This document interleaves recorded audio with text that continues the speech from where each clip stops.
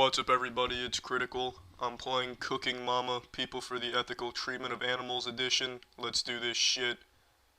Make a Thanksgiving feast, prepare the fetus. Pluck the turkey, click on the feathers with your mouse, pluck them from the dead turkey. This must be the fucking Jack Bauer of turkeys here. What am I doing, poking him in the face? No, grabbing him by the feet. Oh shit, the feathers are falling. These feathers don't belong to you, turkey, you fucking thief. Call the president. Tell him the interrogation is going according to plan. Oh shit, done. Nice work. 56 points. That's a lot of points. Remove the internal organs using your mouse. Stick your hand inside the turkey. I'm sold. Don't need to read the rest. Not sure why its anus is bloody, but we're going in.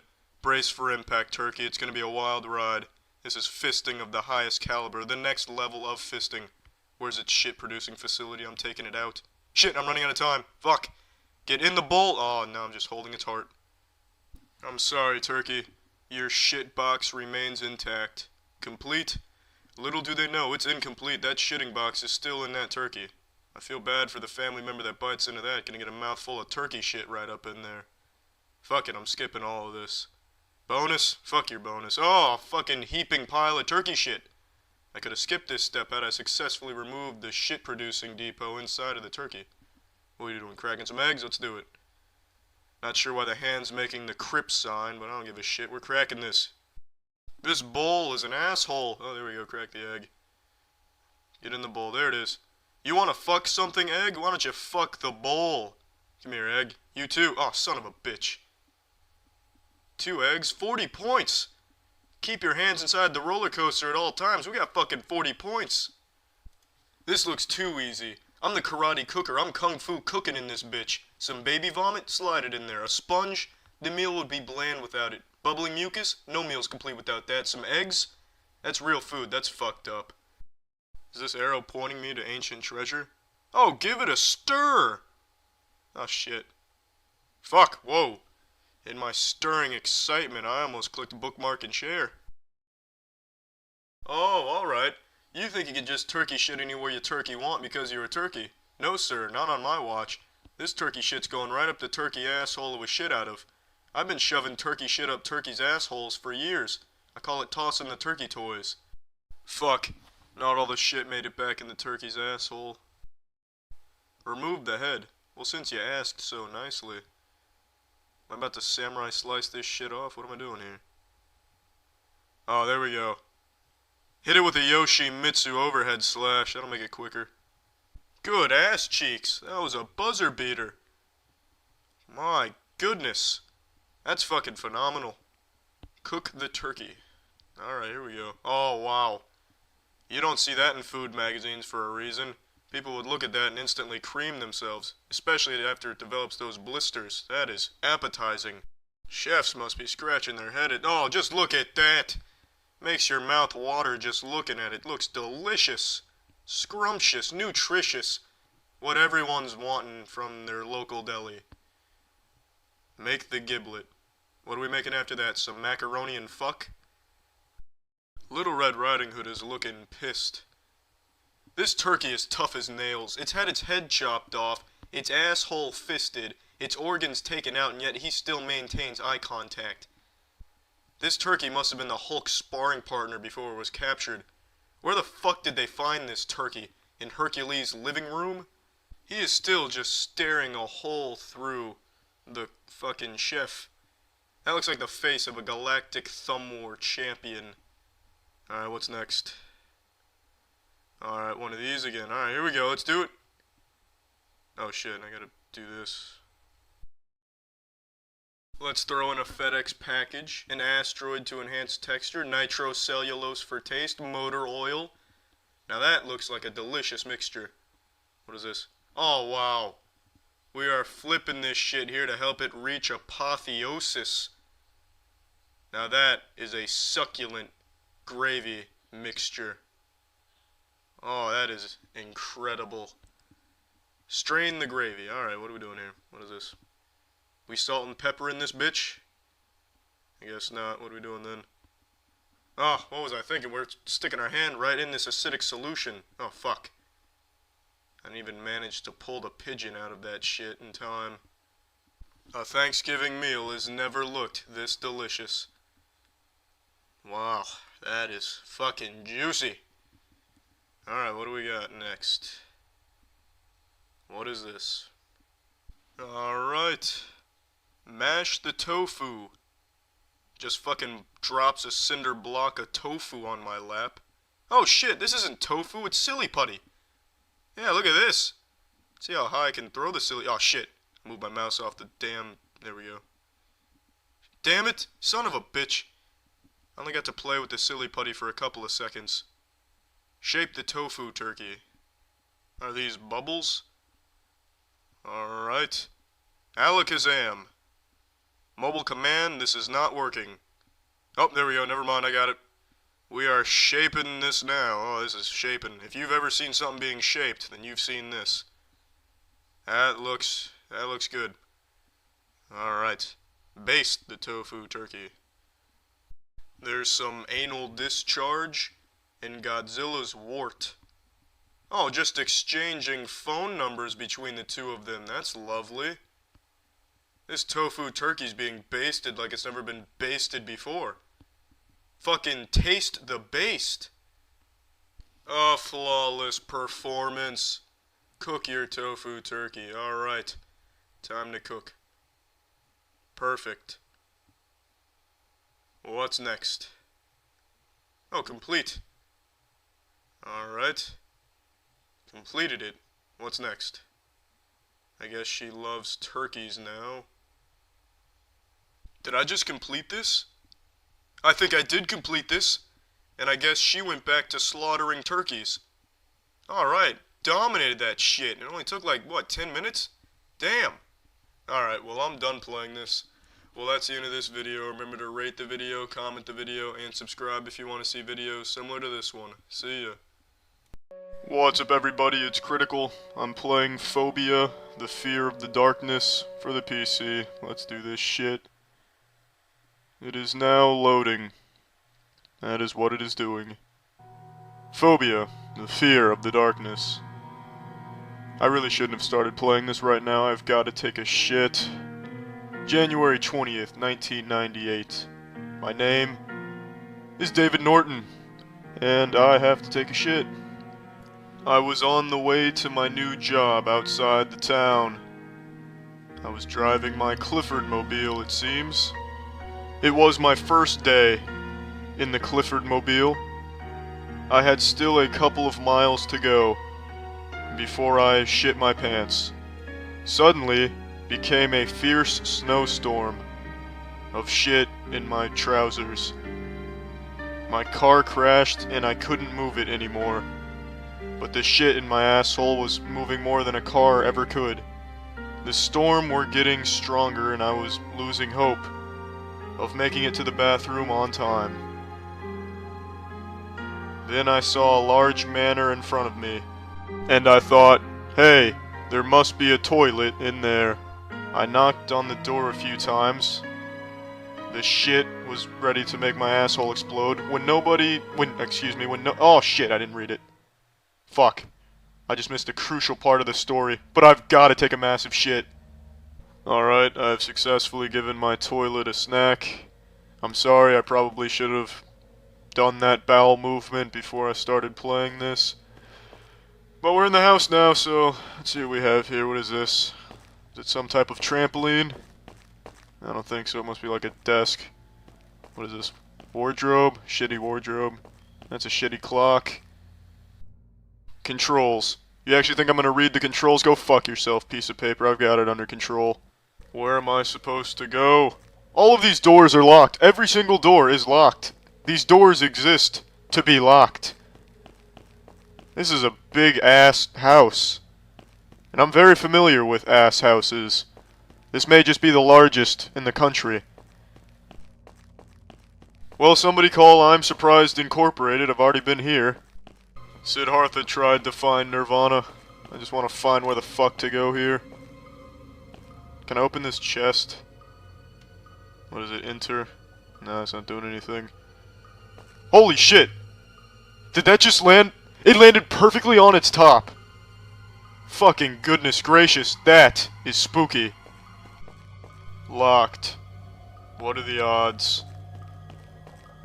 Oh, here we go, finally, something opened. This toilet looks like it could use a good plunging. Yeah, get in there, wine bottle, get it, fix it! That is an unclogged toilet now. There you are. What the fuck? Alright, what just happened? What the fuck? Oh shit, what the fuck is going on? I just unclogged the toilet and now I'm down here? These lights are on down here though. So I guess unclogging the toilet fixed the electricity. Yippee, that is some damn fine plumbing. I am the fucking powerful plumber. Unclogging this world, one wine bottle at a time. I got the lights on, I'm tired, I should find guest room. Alright, let's go. The fuck is going on? What am I stuck on? What am I stuck on? I can't leave. Oh shit, the frame rate is fucking itself. What is going on? I've entered into a singularity, shit! Save yourself, wine bottle, get out of here! Go, run! Felt like I was just throwing a Super Bowl winning touchdown pass. My frame rate is at a rootin' tootin' 8 frames per second. Oh, there we go. Alright, why the fuck can I not move away from this chest? There's like a wall here. It's these books, isn't it? They've put me in a cone of isolation. You son of a bitch's fuck, I will rip all the pages out of every single one of you. I have an idea. I'm gonna save the game, and I'm gonna reload it from here, and maybe this invisible force field will be gone.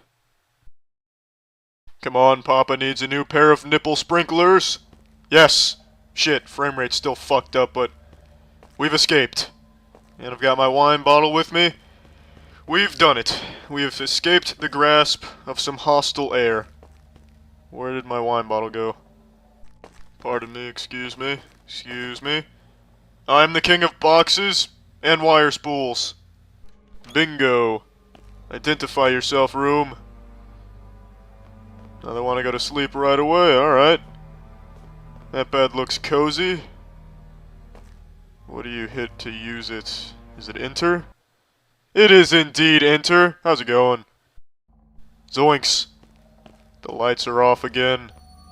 And I already unclogged the toilet. Somebody must have went upstairs and tried to flush a tank down the drain. Oh, who are you? Where are you going? Oh, fuck. They just slipped and fell. There's not even a wet floor sign here. That's just dangerous. That's a safety hazard. Goodness, I hope they're alright. They really ate it hard. I'm surprised their titties didn't get mummified on the way down.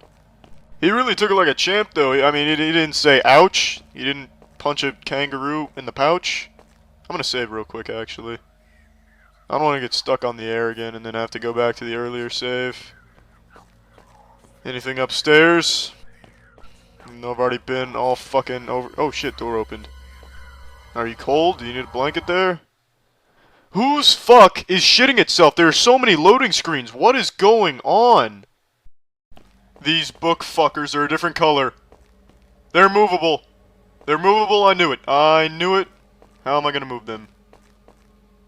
Oh, I can actually pick them up. I can pick up a whole book fucker. I am the strongest man in the world. Yeah, goodness gracious. You were moved. I moved you. I hope you didn't like your previous area because I moved you from it. I actually knew these bookshelves were movable when I saw them. Because in cartoons and shit, when a object is a different color than the surrounding objects, it's because it's animated. I don't know if it applies to video games, it might have been a coincidence. Alright. Oh, look at that, they left me an army of wine bottles. Outstanding. Open, says Titty. There we go. There we go. Locked doors are no longer an obstacle. Oh, neither is a little wardrobe. Trying to stop me. Good evening. Are you the owner of this house? What the fuck are you screaming for? Why are you smacking me? You piece of shit. Why don't you throw yourself out of one of these windows? Oh, don't be trying to chest bump me. I need to find my wine bottle now. I need some defense. Wibbly wibbly.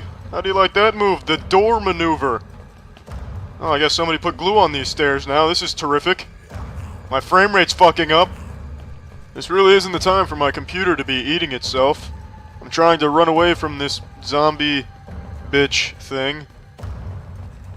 Where's the kitchen? I need that wine bottle. I need to be able to fight that bitch. Awesome. My frame rate again. I guess my computer is just popping some bubble wrap right now. It's not really paying attention to running this game. This is incredible. Oh, fucking piece of shit. A strategic ambush. Alright. Alright. I found it. The ultimate weapon. My Excalibur. I will throw this like a javelin. I will use this as a spear. I will piss in this and toss it like a grenade. I've got you now. Sneak attack, bitch! Oh, fuck. Alright, well, I'll just take the key then. Alright, why the fuck is the frame rate fucked up again? Damn it. Oh shit, he's still here! No, take that. Oh, the wine bottle didn't do anything. Damn it, wine bottle was useless. Run, run, run! No, fuck, shit! What happened? He fucking dove off the stairs after me. Alright, well, I'm done playing this. Well, that's the end of this video. Remember to rate the video, comment the video, and subscribe if you want to see videos similar to this one. See ya.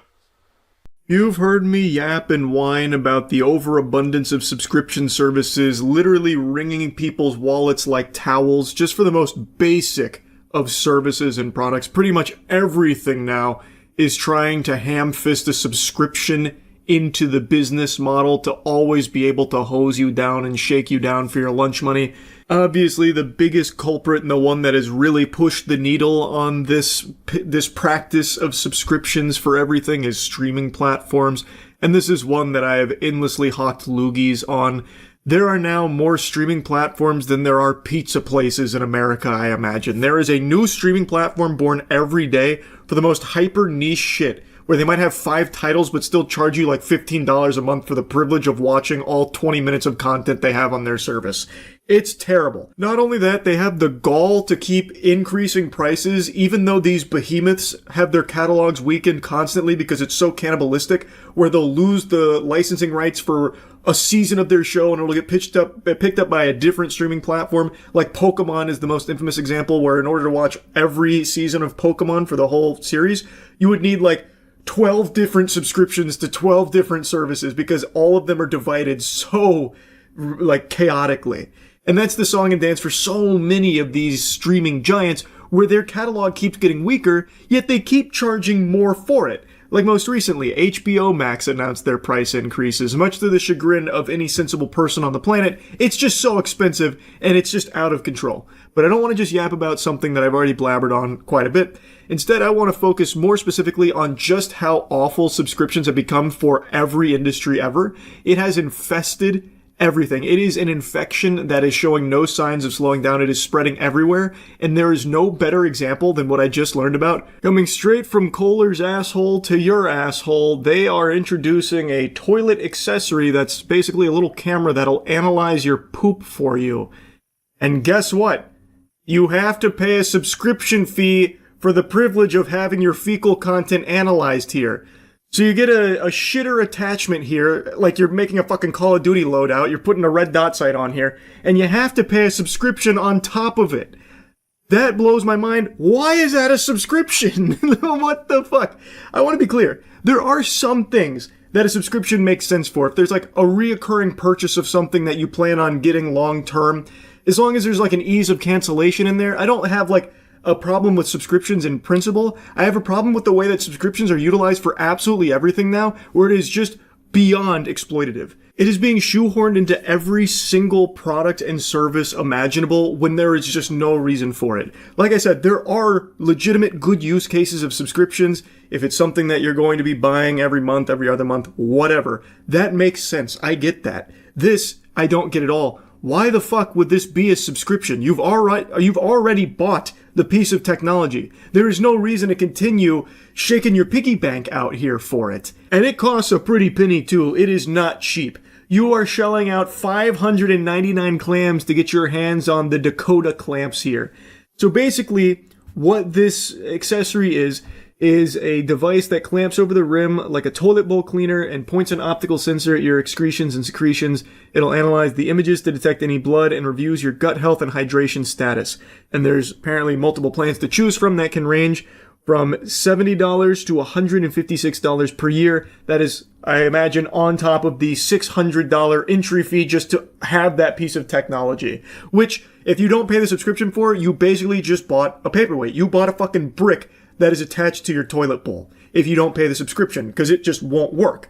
It's so silly to me. You don't even own your shitter associate here clamped to your toilet bowl.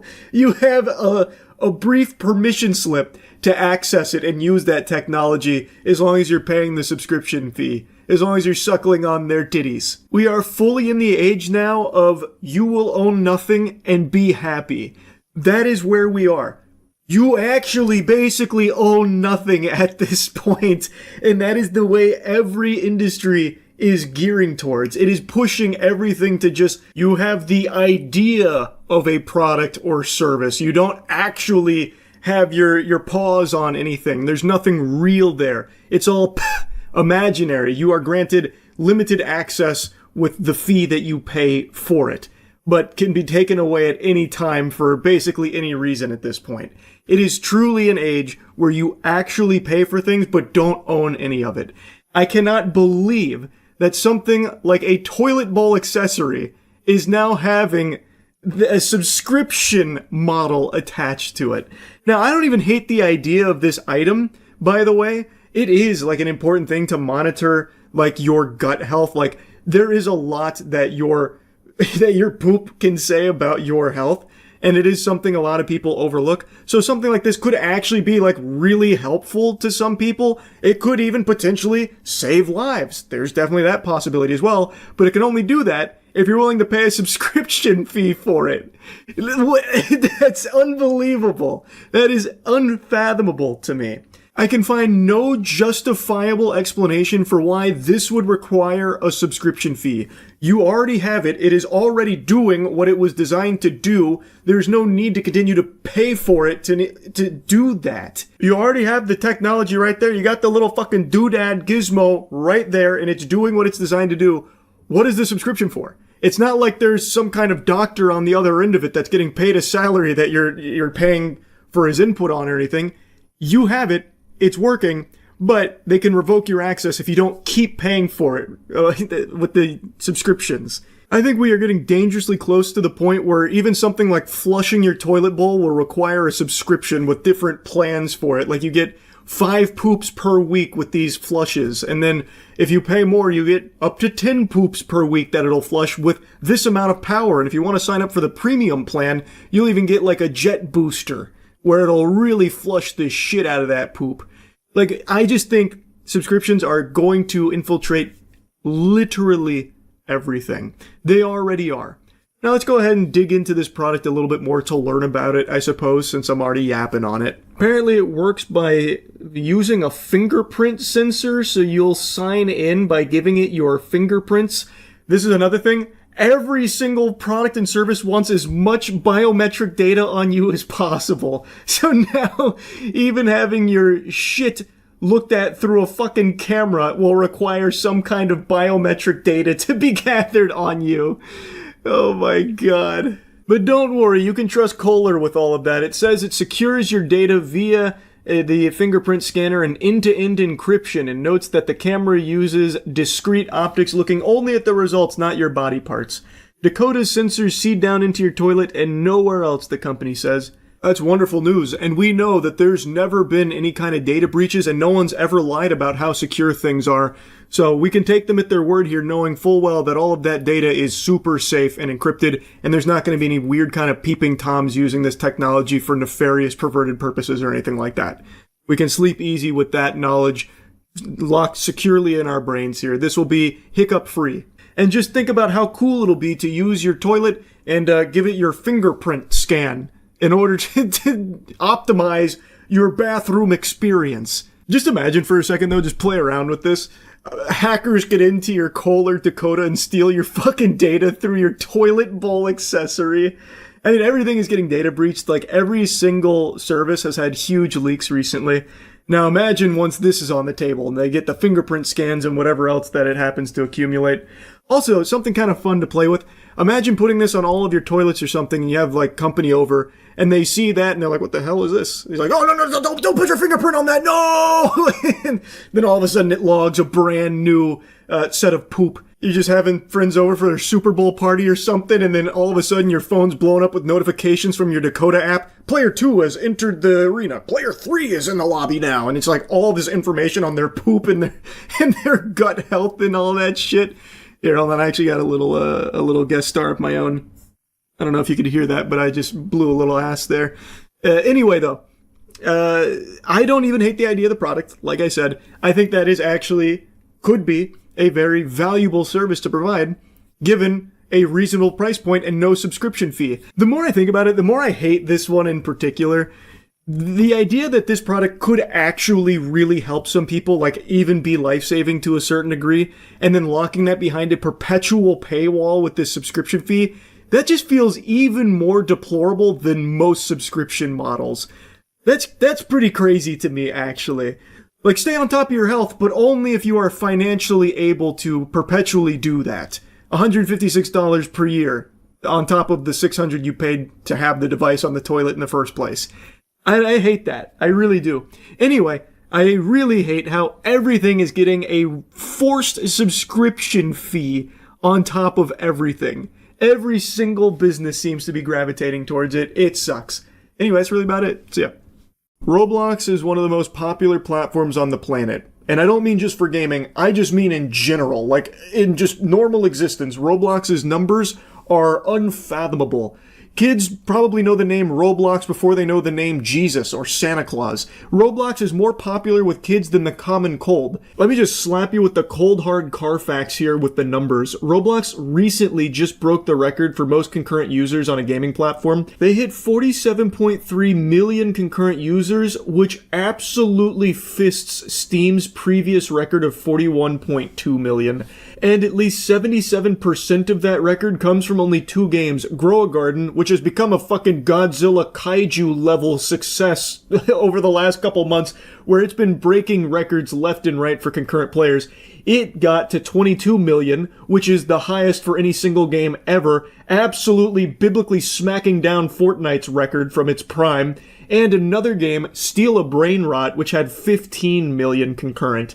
These numbers are unfathomable, especially when you consider the fact that more and more people have had their eyes open to the danger of the platform. Over the last couple weeks, Roblox has been getting fucking torched. It has been getting flambéed by the general public because many people have now become aware of just how many predators have been rampant on that platform for years, unchecked. And really, the straw that broke the camel's back was when they banned Schlep. And they made a strong stance against vigilantes who were getting predators arrested from their platform because Roblox was not doing enough on their own. Roblox pulled some galaxy brain chess maneuver and just showed the world its entire asshole, and it was rotten. Roblox has made like a really aggressive, strong, scorched earth stance against the people that are stopping predators on their platform, as opposed to channeling that energy to going after the predators themselves. They seem more upset that people are talking about and doing something on their own about these dangerous, evil individuals on their platform. Yes, over the years, Roblox has, of course, reported dangerous people to authorities, but they've clearly missed some. They've slipped through the cracks. And as such, a lot of children have been victim to some horrible people. You can find so many stories about this happening and Roblox's lack of action. It's sickening. So the community took it upon themselves to start trying to do something about it because Roblox wasn't listening to them and they clearly weren't doing enough. And instead of like working with the community to try and make it better, Roblox instead attacked all of them and made this like, you know, fucking wearing the Infinity Gauntlet, we will snap away all vigilantes.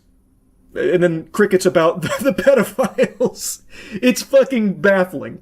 So it hasn't been going well for them in the public eye, yet their platform continues to grow, gluttonously consuming every fucking user on the planet. Even though their stock price did plummet after they dropped the fucking meteor on Schlepp and made their really passionate stance against people taking matters into their own hands to try and protect children, their stock price has now recovered and is almost back to where it was in a very short period of time. It has rebounded, and it will likely just continue to go up because its users are exploding. So even though parents and like the general population are more aware of the danger on Roblox now than ever, it hasn't actually impacted them overly negatively, other than their reputation being in the shitter, which also doesn't really seem to matter that much because people are just fucking addicted to it like Fent. So they continue to flock to Roblox, even knowing full well the possibility of bad actors being all over the place. You could queue up for a steal a brain rot game, or God forbid wait in line to meet LeBron simulator, and then next thing you know, you're waiting in line next to a Meep City veteran who's talking sexual and trying to get you to go to their fucking Telegram or some shit, or talk to him on Discord. It's a huge problem. People are aware of it, but it is still growing. But luckily, there are still people willing to try and get Roblox to do more to keep the platform safe from this scum. There have been a lot of stuff that we've already covered, but the most recent being Law by Mike, who has now joined in this fight against Roblox, where he has announced he is suing them. And he is actively looking to gather more evidence from more victims about all of the traumatic experiences and all the horrible things that they may have gone through on Roblox, to try and get Roblox to do more to moderate that platform to keep the kids safe on it. Because it is a platform mainly used by children. Also, I've mentioned this before, the fucking CEO, Dave Baszucki, I think that guy is a real creep. I think he is such a weirdo. It was pulling teeth trying to get Roblox to acknowledge that 17 plus, that still is a minor. So he is the guy that's pitching Roblox as having like a companion app, or not a companion app, being half gaming and half dating for 17 plus. He wanted a 17 plus dating service to be in addition to Roblox as a gaming platform. And not only that, all of like the adult games on Roblox, like the spicy content adult games, are 17 plus. And they were locked in on that. They planted their fucking feet and refused to budge an inch, no matter how many people were telling them that 17 is still a minor. You shouldn't be able to have adult access given to a 17-year-old. And like a 17 dating app. It's so fucking weird, but they were really like, they planted their feet on that, and it's only recently that they finally said, okay, 18 plus. What? I cannot believe how hard it was. That should be a huge red flag to a lot of people, I would say. But also, I'm going to go a step further. Roblox is mainly a platform for children. I just don't even think it should offer 18 plus services in any capacity, like 18 plus games or a fucking 18 plus dating accessory to it. It's weird. And I know I've already mentioned that, but I really find that so fucking alarming that they would not move on 17 plus. And then when they finally did, they did it like really disappointedly, like, fine, kicking sand. 18 plus then. Anyway, though, I'll stop yapping about that. I want to briefly show you a couple bits and pieces from Law by Mike's video here about the lawsuit that he's working on building against Roblox. I want to show you a clip here, though, where he's mentioning the moderation, which has been a big thing people have pointed out in regards to Roblox's failures in protecting children. Roblox is now the go-to social platform for younger audiences. 78 million users log in every day. The platform processes more than 50,000 chat messages every second. Roblox claims its AI and human reviewers scan all of it, text, audio, and images. But here's the problem. The company allegedly employs only about 3,000 moderators. Compare that to TikTok, roughly 3 times Roblox's daily users, but over 13 times the number of moderators on staff. The reason for the lack of moderators is allegedly due to Roblox's focus on growth over safety. I recommend you check out Law by Mike's full video on this covering it, but this section here I think is something very important to mention, and it's something, again, a lot of people have talked about, including moderators from Roblox and former employees in this department. Roblox seems to have prioritized perpetual growth with safety falling to the back burner as like this afterthought, because they've been able to get away with being very lackluster and hands-off for so many years. Despite tons and tons of victims and tons of horror stories, they've never really had anything that affected them to a degree that would concern them to make them prioritize safety. Contrary to what they say to parents and shit about how safe Roblox is, it's like letting your kids, have daycare in heaven. There's nothing wrong on Roblox. You got our big thumbs up guarantee on that, which is obviously not the case. And you can also see that reflected in the size of their team. As Law by Mike points out, 3,000 moderators for their size is just not enough. He compares it to TikTok, which has significantly more users and significantly more moderators. Like, I think everyone recognizes that it's not possible for them to catch every single bad actor and every single bad message that goes through Roblox. The volume is just too high. But what they could do is work more collaboratively with people like Schlepp, people that do actively work to try and make the community safer. Instead of villainizing them, they could instead be, in partnership with them, or at least on friendly terms, and at least listen to them, because the community also wants the game to be safe. So they are working to try and make the game they love safer for the player base. And instead of Roblox coming out and fucking slapping them around for no reason and banning them, it makes no sense why they wouldn't view that as another arm of moderation for them, where the community is policing themselves. Their handling of it just makes no sense to me. Like, they don't have enough moderators. I think that should be very clear to everyone, including Roblox, so they need more moderators. But they also have a community that is actively trying to catch bad actors and get them off the platform. And instead of working with them, they are working against them. It's just so fucking backwards, if you ask me. In fact, 8 current and former trust and safety staff describe ignored requests for more resources, backlogs of incident reports, and even a manager quitting after promised hires never showed up. Some say protective features they suggested, like pop-up warnings, were rejected, and safety settings, like blocking strangers in chat, were switched off by default. Once again, Roblox points to AI moderation as the solution, but employees admit the tech still misses the subtle signs of unsafe behavior. And the gaps aren't small. The filters block words like Snapchat or Discord, but people get around them by using emojis or by tweaking the spelling a little. To me, that paints a very clear picture that Roblox prioritizes profit over safety of its users. Instead of hiring more human moderators that can pick up on those behaviors, like former employees have mentioned, they instead put all of their eggs into the basket of AI. Not because the tools are more effective and it's better than their human counterparts, but because it's cheaper. 100% AI is significantly cheaper instead of hiring another 5,000 moderators or something. Instead of hiring 5,000 people with a salary and everything that comes with it, the benefits and all that, they instead just need to have AI do it for them. It would save them so much money on their bottom line, which is why it's so enticing to Roblox and many other corporations like it.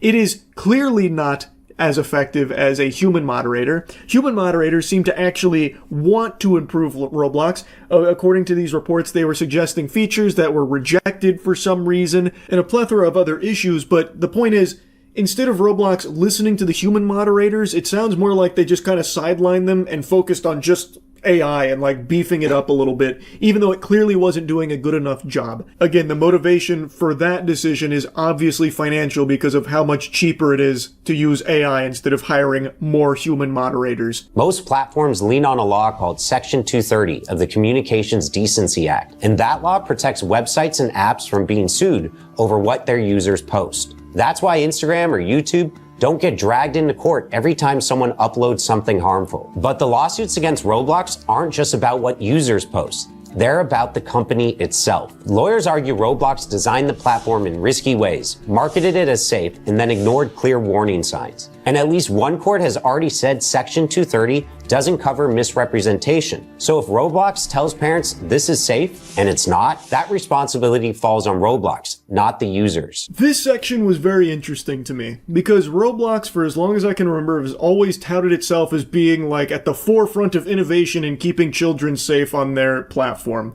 Again, it is a platform parents are definitely familiar with because it is a platform very much catered to children. It is mainly a platform for kids. So obviously one of the main concerns of a parent is, well, is it safe? Is there going to be anything bad on there that my kid could be exposed to or something? And Roblox has always stepped forward to assure them that, no, there's nothing bad that can happen on there. It's all perfectly safe. Even though it's very clear and there's evidence of Roblox being aware of so much danger and so much bad shit going on its platform. Not just with the predators on there, but even just a lot of the content on there. He points out a couple of the games like Escape from Diddy and shit like that, but there's more than that. Like the shower simulator games and like the virtual, very spicy games on there and shit. All of which have gone unchecked for so long. Very clear that it is not as safe as Roblox claims that it is. And it seems like they know that it's not, but continue to make the claim anyway. Anyway, though, it'll be very interesting to see how it all shakes down in court. Law by Mike announced that he is going to be joining in this and working collaboratively with other lawyers against Roblox, and it launched a website called I Think I Have a Case for anyone that may have an experience like what so many others have unfortunately gone through on Roblox. So yeah, I just wanted to kind of talk about this a little bit. That's really it. So yeah, let's do a little role playing here, a little thespian exercise. You're going to play the judge and I'm going to be presenting a case to you. It's the case of a university student being caught red-handed with over 100 videos on his phone of him secretly filming women using the toilet. He was even caught in the act filming a woman using the bathroom. And now I present to you this irrefutable evidence where there is no wiggle room for some kind of alternate explanation. There is no way to weasel out of this being him filming these videos without permission, non-consensually, in a private setting, the toilet. Now, I, as the fun-size lawyer, present to you this case. What do you rule? What do you think is punishment that fits that crime? I would wager a guess that if you've got all your marbles about you, you would rightfully say that jail time is in order for a perverted, unremorseful freak like this. Now, what if I told you this drama exercise wasn't all make-believe? This is a case that just unfolded in Australian court, and the judge ruled that the punishment for this individual wasn't jail time. It was a very stern, hands-on-the-hip wiggling of the finger saying, now don't do that again. He secretly filmed women inside toilets and showers, but Barefoot Cow doesn't appreciate the camera being pointed at him. Mr. Cow, why did you upskirt women? The Melbourne University biomedicine student, originally from Vietnam, walking from court on a community corrections order. How peculiar that the guy who was addicted to upskirting women and taking non-consensual videos of them using the bathroom doesn't like to be filmed himself. Well, isn't that just the strangest thing? So this is 23-year-old Bao Cao. He is a biomedical student in Australia, and he was caught with over 100 videos of him secretly filming women in bathrooms. They mention like shower. He was caught in the act of filming a woman using the toilet. That's how they actually apprehended him. She noticed that he was secretly filming her while she was on the toilet. He was apparently holding his phone close to the wall, and she took notice of that, alerted security. They came in there and actually caught him red-handed here. Also, according to a couple articles, this is apparently not even the first time that he's had a run-in with the law for identical issues here. The offender had been sentenced twice before, receiving a community corrections order in July 2025 on the same matter, and May 2025 relating to an incident in October of 2024. Al is supposed to be in Melbourne studying to become a neurosurgeon. Instead, he's been exposed as a serial pervert. 3-year-old was living at Rooming Cos, a CBD student accommodation in the city. A fellow female student was showering when she noticed someone holding a mobile phone under her cubicle. It belonged to Cow, and he was arrested soon after. Police then discovered hundreds of secret images and videos of young women. There could be up to 150 alleged victims. This is from a couple months ago with a previous run-in he had with authorities here, and surprise, surprise, the strategy of doing nothing and hoping that the bad guy stops being a bad guy didn't exactly work. In this case, where again he was caught, even arrested, and even pled guilty, he still didn't receive a conviction, no punishment. He had to take like a sex offender course or something. He had to do like a tutorial on how not to be a sexual degenerate pervert scumbag loser fucking vile worm. Cow pleaded guilty. He was sentenced to a community corrections order and forced to undergo a sex offender treatment program. No conviction was recorded. It also means that if he does go on to become a doctor or a surgeon, his patients are not going to know what he's been up to and what he could potentially get up to. He should get kicked out by the campus. Not only should he be kicked out, that should have been like a day one, like, snap of the fingers, like, instant reaction to all of these crimes that he has literally pled guilty to, caught in the act multiple times. They should have instantly caught him, or kicked him out for the safety of the students, and then throw him in jail. These are serious offenses. And as that lady mentioned, if he goes on to become a doctor, which it seems like he is perfectly within his ability to do so, since there are no consequences for his crimes that he has committed, his patients would then be in danger too. Imagine him around an unconscious woman that he is supposed to be like operating on or something. It's a recipe for disaster. It's fucking terrifying.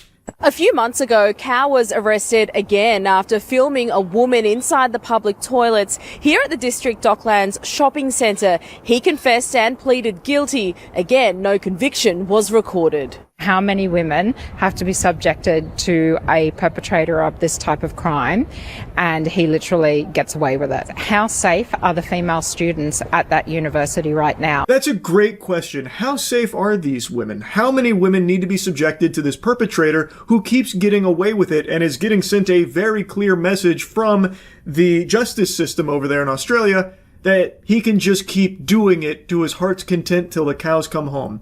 Why don't we ask the judge, Michelle, who is the one that was presiding over the case that was mentioned there about how he was caught filming in that toilet? That's the one that we've been watching prior to this older one. He is done and has been caught multiple times doing this exact same thing, and yet still not being punished. Mr. Cow, do you still plan on becoming a doctor? Mr. Cow, do you plan on apologising to your victims? Police found over 100 secretly recorded videos and images of innocent women on the 23-year-old's phone, taken inside public bathrooms at Docklands District Shopping Centre and at his student accommodation in the city. Yeah, he can still pursue being a doctor. He's not getting any actual punishment, no consequences, even though he is very clearly guilty of these crimes for which he is accused. They have overwhelming evidence, and it's not even a matter of if he did it. They know he did. They just don't care. I guess the judge that was presiding over the case just hit him with a yawn. So what? He had over 100 videos secretly recording women in bathrooms? Big whoop! I got the fucking courthouse shitter bugged right now! Sue me! What a despicable outcome to this case. To me, it reads like they don't take sexual crimes seriously. That's what it feels like.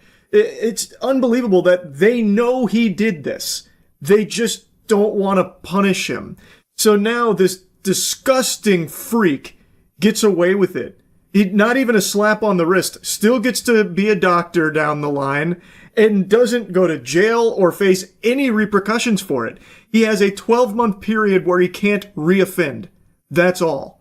But despite his guilty pleas, the court let him off without a conviction. Explaining his actions, he told police he was in the female toilets because he wasn't sure about his gender. Are you still unsure of your gender? Now, in all the articles I've read relating to this case, I've only seen this claim from 7 News Australia.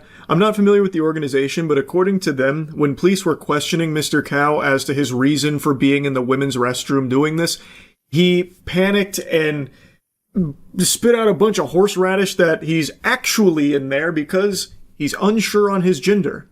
However, according to a different news organization, what he said when confronted by authorities after being caught in the cubicle secretly filming that woman is that he was gay. He told the police that the reason he was in the women's restroom is because he was gay. Reaching into her cubicle, she ran and told security, and when he was confronted, Cal said he was gay. That's why he was using the female bathrooms. When police seized Bao Cal's phone, they found more than 100 different videos, but only one victim was identified. The rest remain unknown.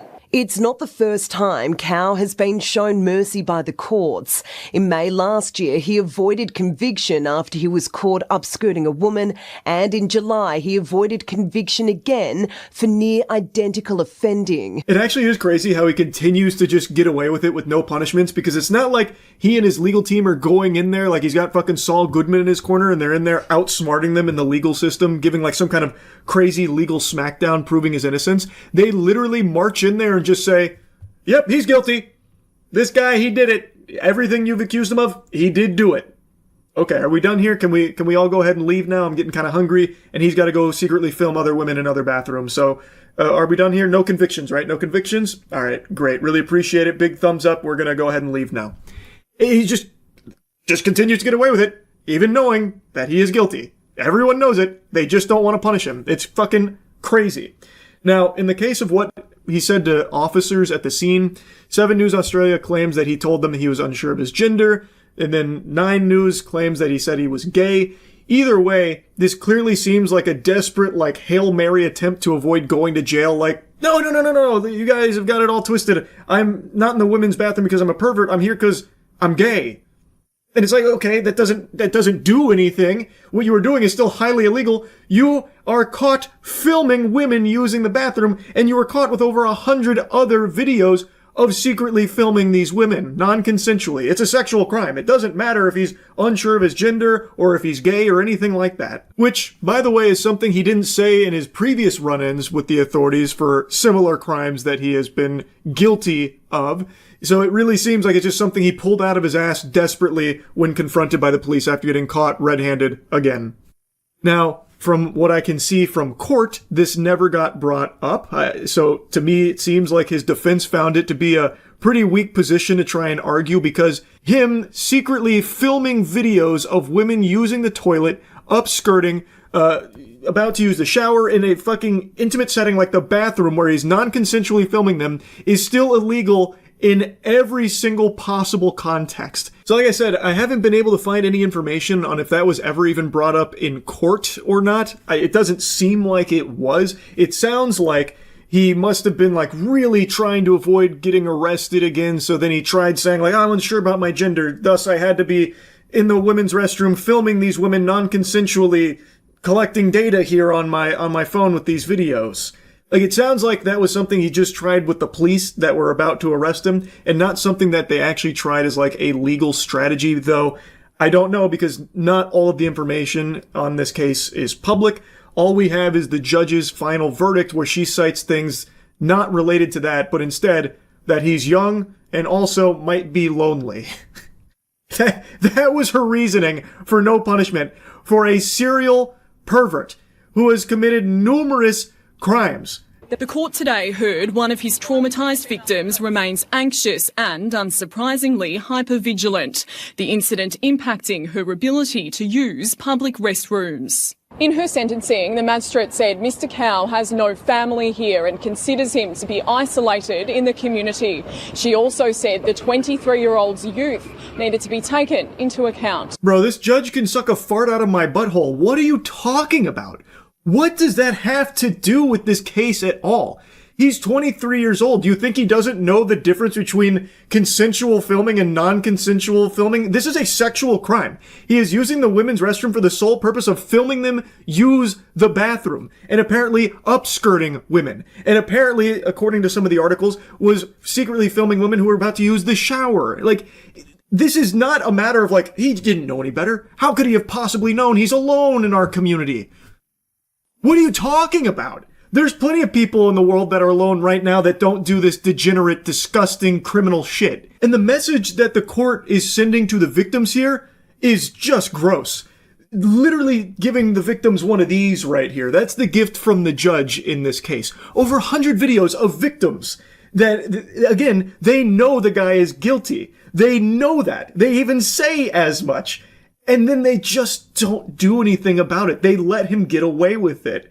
It's not even like the, like illusion of a punishment. They don't even try and pretend like they're punishing him.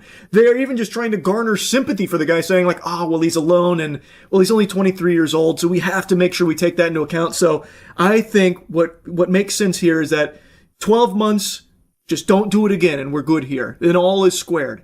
The victims got no justice. So, like, they read an impact statement from one of the women who was filmed by Cow here, and she's talking about, like, how it actually really dramatized her. And I imagine many others probably would feel the same if they found out that when they were using the bathroom, there was some secret fucking evil weirdo in the stall next to them filming them the whole time in order to jerk off to it.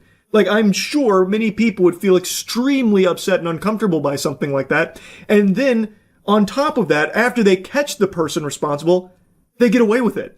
And not only do they get away with it, they try and play like a sad song on the world's smallest violin for the guy, not for the victims. They don't do anything for the victims to try and get them justice or anything. It's no compassion for the victims of a sexual crime blows my mind here. And the judge, Michelle, even had the gall to say, like, the women deserve to feel safe in this kind of area, you know, an intimate spot like the bathroom. Which is why I'm ensuring that this guy does not go to jail and does not get punished. We'll have a 12-month period where we ask him to maybe just stop, you know, pump the brakes on that filming women secretly in the restroom business. That ought to make all these victims feel better and feel safe again. It's crazy, man. It blows my mind. Judge Michelle really dropped the ball on this one. I think there needs to be a follow-up investigation here, but that's, maybe I'm on the crack pipe. I just feel like justice wasn't exactly served. No convictions, even though this is not the first time he has faced this. He continues to have a 100% win rate here, and even just, all he does is just plead guilty, and they just refuse to punish him. It's not like he's going in there and outsmarting them or something, or proving his innocence or anything like that. He just goes in there and just like, yeah, I did it. Okay, can I go now? Are we done here? Like, oh yeah, we're done. No conviction. Don't worry about any of that pesky nuisance stuff. Don't worry. Go about your day. Keep studying. Can't wait to see you as a neurologist out there and all that stuff. It's mind-boggling. It really is crazy. I had to yap about this when I learned about it. That's really about it. So yeah. I know that all of us have been inundated with bad news out the wazoo. It seems like every story out there right now is overwhelmingly negative, and it can get exhausting. It can get overwhelming. So I wanted to do something a little bit different here and buck that trend and deliver some terrible news instead. NVIDIA, with a nice little trick up their sleeve, just made a really cool announcement here about how the 50 series super refresh is delayed and the RTX 60 series might miss 2077, or also might miss 2077. In fact, we all might. AI will come in and just butt fuck us to death, but they might miss 2027 is the point. This is very unusual for NVIDIA, but in the tech sector right now, it seems like there is a massive scramble to prioritize AI over the average consumer, so every consumer out there is getting just brutalized. They're playing a little game of your mouth, their spit, and we are the unwilling participants. They've shifted priority to AI chips instead because there is a limited supply of RAM currently available. Who knows what's responsible for that? It could be fucking anything out there, honestly. Am I right, sports fans? And they are also slashing the production of its current line of gaming chips. So just a nice little double whammy of bad news in what has become extremely common for NVIDIA, which is nothing but bad news for consumers. Great news for their bottom line. They're making record-breaking profits right now, which, as history has taught us, will trickle down eventually to the rest of us. That I have no doubt on, so this is something to celebrate. Yeehaw!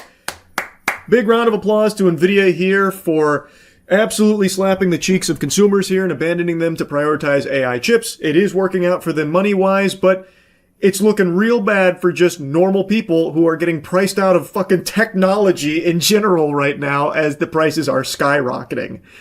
And this has been the trend when it comes to NVIDIA. Anytime something new comes out about NVIDIA and like anything consumer facing, it's not good. Don't just take my word for it though. Let's tune into Chinese Charles and see what he has to say about it on the front of NVIDIA. there really hasn't been a whole lot of good news for average consumers when it comes to Nvidia and everything that we've been experiencing recently. This is in regards to the previous scare about the potential pricing for upcoming Nvidia product. 听说过关于 GPU 价格的悲剧吗？我想你没听过。这不是那些 AI 狂热。 Just realized I'm wearing the same shirt right now as I was back then. I'm an outfit repeater. Literally a fucking cartoon character, huh? I'm only ever wearing the same couple of shirts, it seems. 热粉会告诉你的故事，好吧？我希望你已经弯好腰准备好了，因为这枚栓剂横竖都是要塞进来的。最近的 Oh, what the hell is this? I do not have an account. 一份报告指出 ，NVIDIA 打算将 RTX 5090的价格推高到$5000。这仍然是来自韩国业内人士的一个未经证实的传闻。Couldn't have said it better myself. There has not been anything good coming from NVIDIA recently. They've been a factory of fucking terrible news. Unless, of course, you're like a supreme AI cock gobbler and get excited about AI coming through and fucking you in the face. And in that case, you need to be institutionalized ASAP. NVIDIA to delay new gaming chip due to memory chip shortage. Report claims NVIDIA will not be releasing any new RTX gaming GPUs in 2026, and the 60 series likely debuting in 2028. In 2028? They want to rent computers out these days. Yeah, that's the next big wave that they're looking at, I know. We talked about it. Demand for GeForce RTX GPUs is strong, memory supply constrained. We continue to ship all GeForce SKUs and are working closely with our suppliers to maximize memory availability. Why is the memory not super available? What's going on? What's causing the shortage? Oh, that's so weird.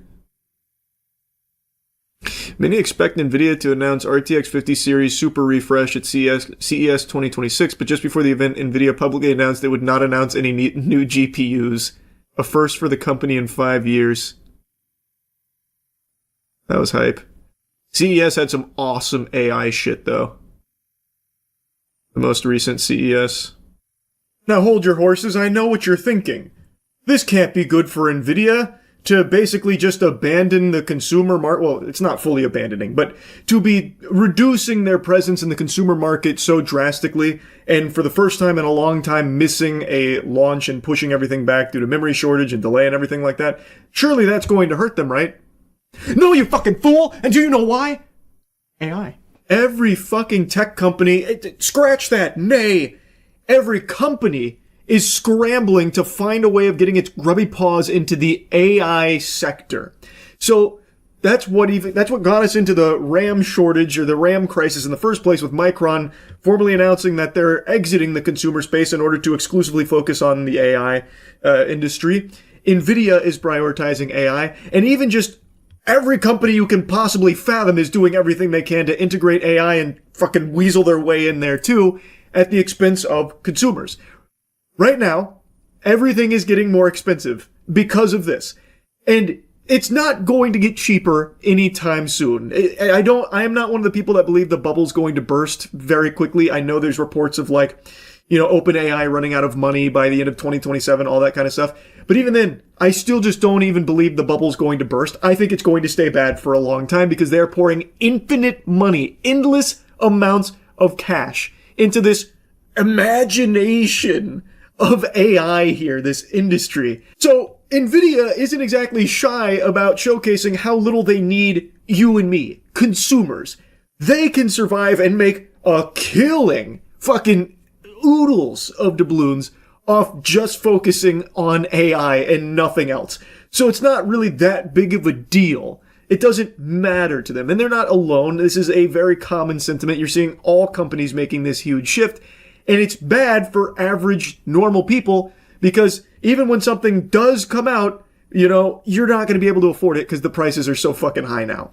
It's a disaster. It sucks. And every time I see something new from NVIDIA, it's just a bad news for normal people. It's crazy. How else would we get Chinese Charlie? True, at the end of the day, I think the RAM shortage is worth it for this. 厕所，那可不是什么紧张或者膝盖发软的迹象。那是严重的疾病症状，需要赶紧。Where would we be if we didn't have the ability to do this? See, there's a little bit of good news. thanks to AI and the prices that we're suffering now, we at least get the pleasure of hearing Chinese Charles. So, you gotta take the good with the bad, right? That's pretty fucking awesome, am I right? That's some pretty cool shit. Oh man, it's wild. I had to yap about it. I've been yapping a lot about, everything that's happening in tech as a result of the AI boom and everyone doing everything they can to focus entirely on AI. You are seeing effects in every single area of your life at this point. You can't even go on the internet anymore without being inundated with AI and questioning what's real, what's fake now because of AI. You can't go on YouTube or, God forbid, Lord help us, Facebook without just being blasted endlessly with AI. It's just tragic. It sucks, man. It's terrible. Anyway, just wanted to yap a little bit about it. That's really about it. See ya. I'm sure all of you are familiar with Vince McMahon. Even if you don't watch the WWE, you've seen his name. Or maybe you've seen him get hit with a bedpan by Stone Cold Steve Austin when he was in a hospital bed. Or maybe you've watched him blow out both of his quads when he tried sliding into the wrestling ring. You've probably at least seen this goober before. And I imagine a lot of you know that there is a very disturbing history with some allegations of horrible things, including a sex trafficking case, and it's very clear, it's no secret, that the thing Vince McMahon cares most about in this world is money. And if the allegations are true, then the thing that he cares about almost as much as money is not his family, it's, you guessed it, poop. Literal shit from ass. That poop. Seems to be a big fan of it, based on the allegations that are out there. But anyway, outside of those two things, we now have new body cam footage that gives us a little insight into something else that he likes maybe as much as poop and money: reckless driving. A sports car is speeding down the highway with cops in hot pursuit. The Bentley is going over 100 miles an hour with no signs of slowing down. Then, the speeding car slams into another vehicle before smashing into a guardrail. Cops in Westport, Connecticut have some serious questions for the driver. Dude's out here acting like it's Need for Speed Most Wanted, except he's 80 years old, he's literally an octogenarian, and he is just unable to even control his vehicle at these speeds. So he's apparently going over 100 miles per hour, and he crashes into an innocent civilian's vehicle. Then he hits the median, and debris from his car causes an accident on the other side as well. Luckily, no one was injured from this, but it very easily could have been fatal at those speeds. Do you need an ambulance? No, I don't. All right. Why were you driving over 100 miles an hour? It's my granddaughter's birthday. I got to get this the next exit. Right. Did you see me trying to catch up to you behind you? I didn't see that. I saw lights, but it didn't look normal. All right. Yeah, I'm trying to catch up to you, and you keep taking off. He's going with the classic excuse of, oh, I didn't see you there. I didn't know I couldn't do that. Huh. You guys were behind me, it all looked normal. I didn't think anything of those flashing lights. What? Color me pink, I can't believe it. But at least he had a good reason to be going over 100 miles per hour on the road. It was an emergency. It was his granddaughter's birthday, for crying out loud, and he can't be late. Her birthday celebration can't start without him. He's gotta kick down that door, fucking pyrotechnics going off, strut on up to her and say, "You're fired!" And then they can open presents and have a good time.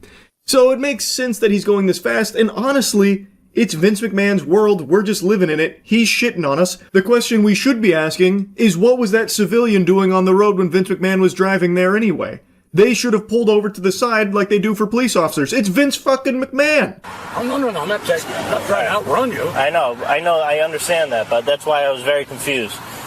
Right? Because it wasn't like you were running, it was just like you almost hit, I think, 115 miles an hour. All right, and then you just hit someone because you weren't paying attention. Were you looking at your phone? No, trying to drive. No, I'm not looking at my phone. The person was right in front of you. There's got to be a reason you hit him. No, the reason I haven't been driving my car, and God knows how long. All right. It was right in front of you. You went straight at it. That is a watertight defense right there. When the officer's pressing him like, how did you hit that car directly in front of you? You must have been distracted by your phone or something. And Vince is like, no. Well, you see, the reason I hit that car in front of me, well, I haven't driven this car in a while. Galaxy brain. The chess master has made his move. What a fucking wacky excuse that should have been used against him in court as evidence of him going senile and probably shouldn't be having his license in the first place if he can't remember how a steering wheel works because he hasn't driven that car in a while. At 100 miles an hour.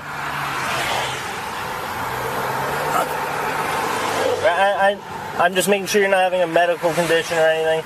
I don't think Do you need an ambulance? No, fuck, I don't think so. All right. Just your registration. Is your license in here? It is crazy how much Vince McMahon's face looks like one of the guns from High on Life 2. So anyway, we'll fast forward here and I'll give you the aftermath.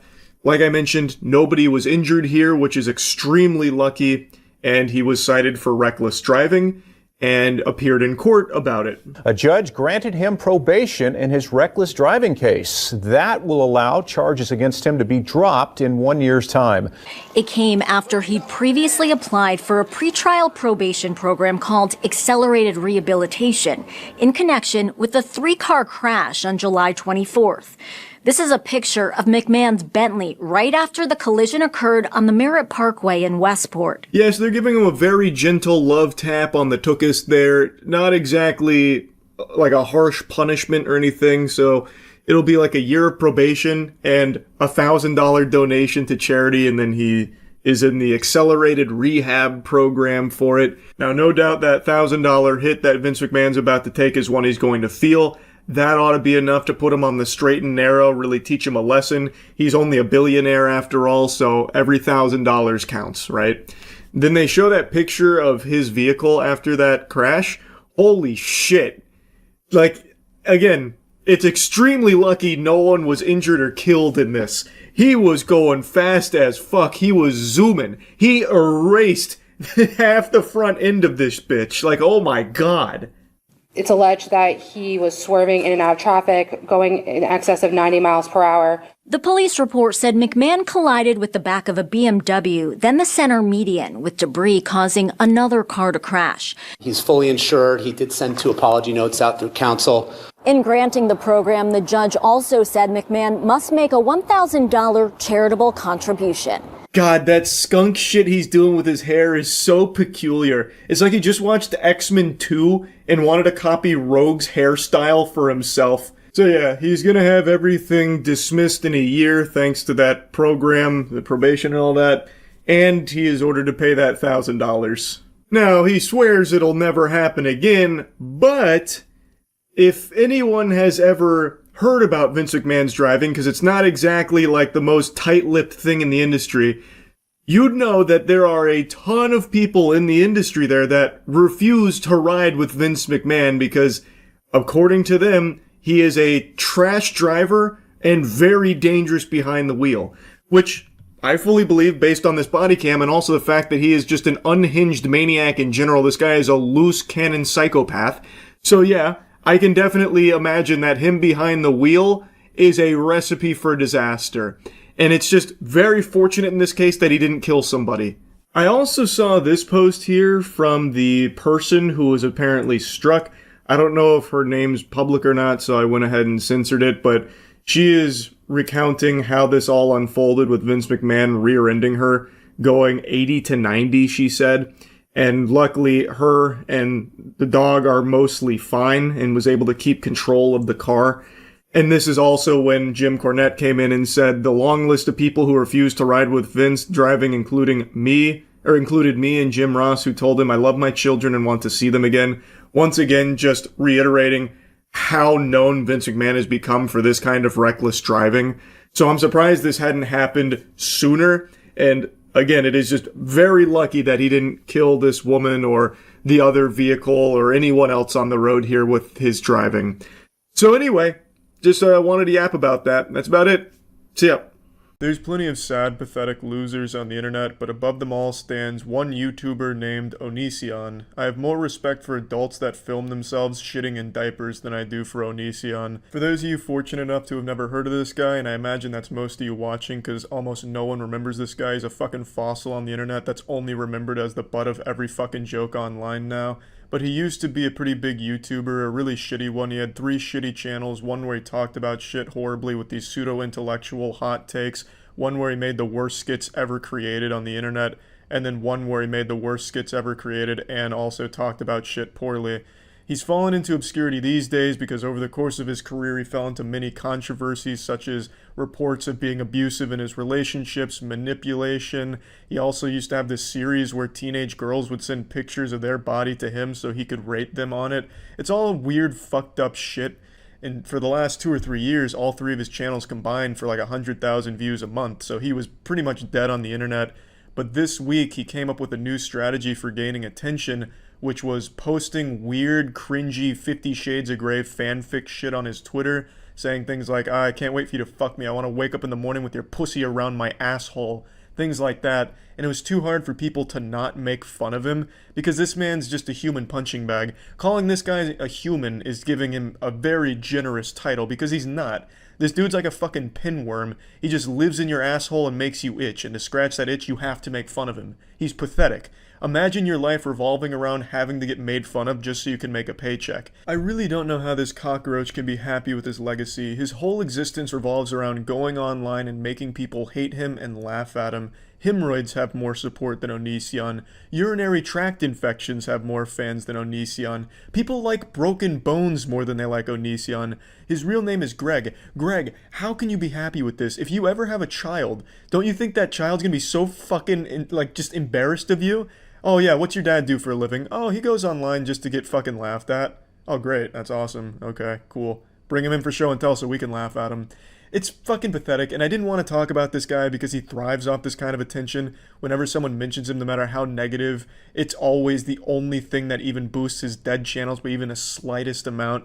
But I figured since he's all over the internet right now, it was worth talking about because he actually is getting investigated for child grooming, which sounds about right given Onision's past and all of the alleged things against him. And also just taking one look at his content, it looks like the kind of shit someone that grooms children would make. But anyway, let me just show you a clip from some of his content so you get an idea for the kind of person he is and the kind of shit that he thinks is entertaining, even though it's some of the worst jokes of all time. Keep in mind, this came out this year, March 11th of 2019. Donegan, and tonight's top story, a special ed school got shot up by a former U.S. Marine? Yes, according to our reports, 100% of the special ed students went ahead and died because instead of running away from the muzzle flash, they ran towards it. Apparently, for some reason, they mixed up the gunshot sounds with a popular rap song, and a lot of them kept screaming, "That's my bop!" One of the former U.S. Marine that shot up the school, coincidentally, was also the surviving teacher, who got a high five for making the world a better place. Some real side-splitting comedy, Onision, real gut-busting stuff. Sticking your fucking head in between 2 dump trucks colliding would be less painful than sitting through an Onision video. This guy has absolutely no talent whatsoever. I did promise I'd never make a video on Onision because for the last 3 years his entire channel and online presence across all 3 of his channels has been so incredibly dead that even mentioning it in like a fucking passing fart would be enough to kind of help it. So I didn't want to even take the chance because this is the only thing he does. He thrives off the attention, even if it's the worst negative shit in the world. It's the only thing that matters to him, and it does work because his channels have gone from 100,000 views a month across all 3 to now up to 3 million views a month on just a single one.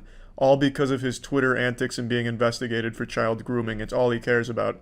This is the kind of person he is. I mean, just take a look at this channel. Look at those views compared to the one he just posted today on his Twitter, which is about all of the drama and shit. It's the same for all of them. His channels have had a huge boost in views, which is extremely sad, and people are talking about his meltdown video, which is obviously just him thinking he's untouchable and trying to capitalize off the drama. But he did actually lose his Patreon, which is great news, so that means he's now lost $10 a month that he was making over there. But yeah, anyway, just want to make this quick video talking about this fucking loser. Hopefully all this attention doesn't revitalize his online career.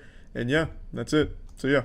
Alright, man. This new tactic that they're pulling out for the Epstein files that they're really digging in deep in the John Madden playbook for is unbelievably ridiculous, even by the standards the circus has already set. This is like if I pissed on your head, but didn't even try and call it rain, I just called it piss. I just say, hey Buster, I'm urinating on you. And you're just supposed to like thank me for it. Last night there was a big bombshell breaking. All Epstein files released. Pam Bondi announces DOJ has released all Epstein files under the Epstein Files Transparency Act, including justified redactions and a list of high-profile names appearing in these documents. When I saw that fresh little nugget drop there, I actually thought that there was a huge Epstein file dump where they actually did unredact everything. Maybe Pam Bondi getting biblically smacked down at that hearing the other day and embarrassing herself actually did lead to these files coming out, the remainder of them. But it turns out that's just a fucking lie. That's just a big-time, full-blown fib. And of course, it was a speed run to community note it as people went to check, only to learn there are no new files. What's being referred to here are the same files that came out a few weeks ago, the 3.5 million files from a couple weeks ago. And now the new thing here is, I guess after Pam Bondi got fucking farmed on Rust by anyone with even a single semblance of a brain at that hearing, she huffed and puffed and then farted out a giant list of names from anyone that was even mentioned anywhere, which includes people like Janis Joplin, who died when Epstein was 17. So this has naturally been called out by a lot of people saying, to have Janis Joplin, who died when Epstein was 17, in the same list as Larry Nassar, who went to prison for the sexual abuse of hundreds of young women and child pornography, with no clarification of how either was mentioned in the files, is absurd, which it is. It's done on purpose with the sole intent of confusing and muddying everything here. They combined the actual, real, evil child sex trafficking clients with just random people's names who appeared in emails like Janis Joplin. This is ridiculous, and it's just blatantly corrupt right in your face. There is no new files here. That is just a lie. Yet for some reason, it's being peddled by tons of people as if it's real. I guess they all got the call, so Alex Jones here, preaching about how Pam Bondi just unleashed the full Epstein files. She dropped her trousers and took a shit on this whole narrative that the Epstein files implicate anyone in this administration. In fact, it backfired bigly on the left, on powerful Dems like Bill Clinton.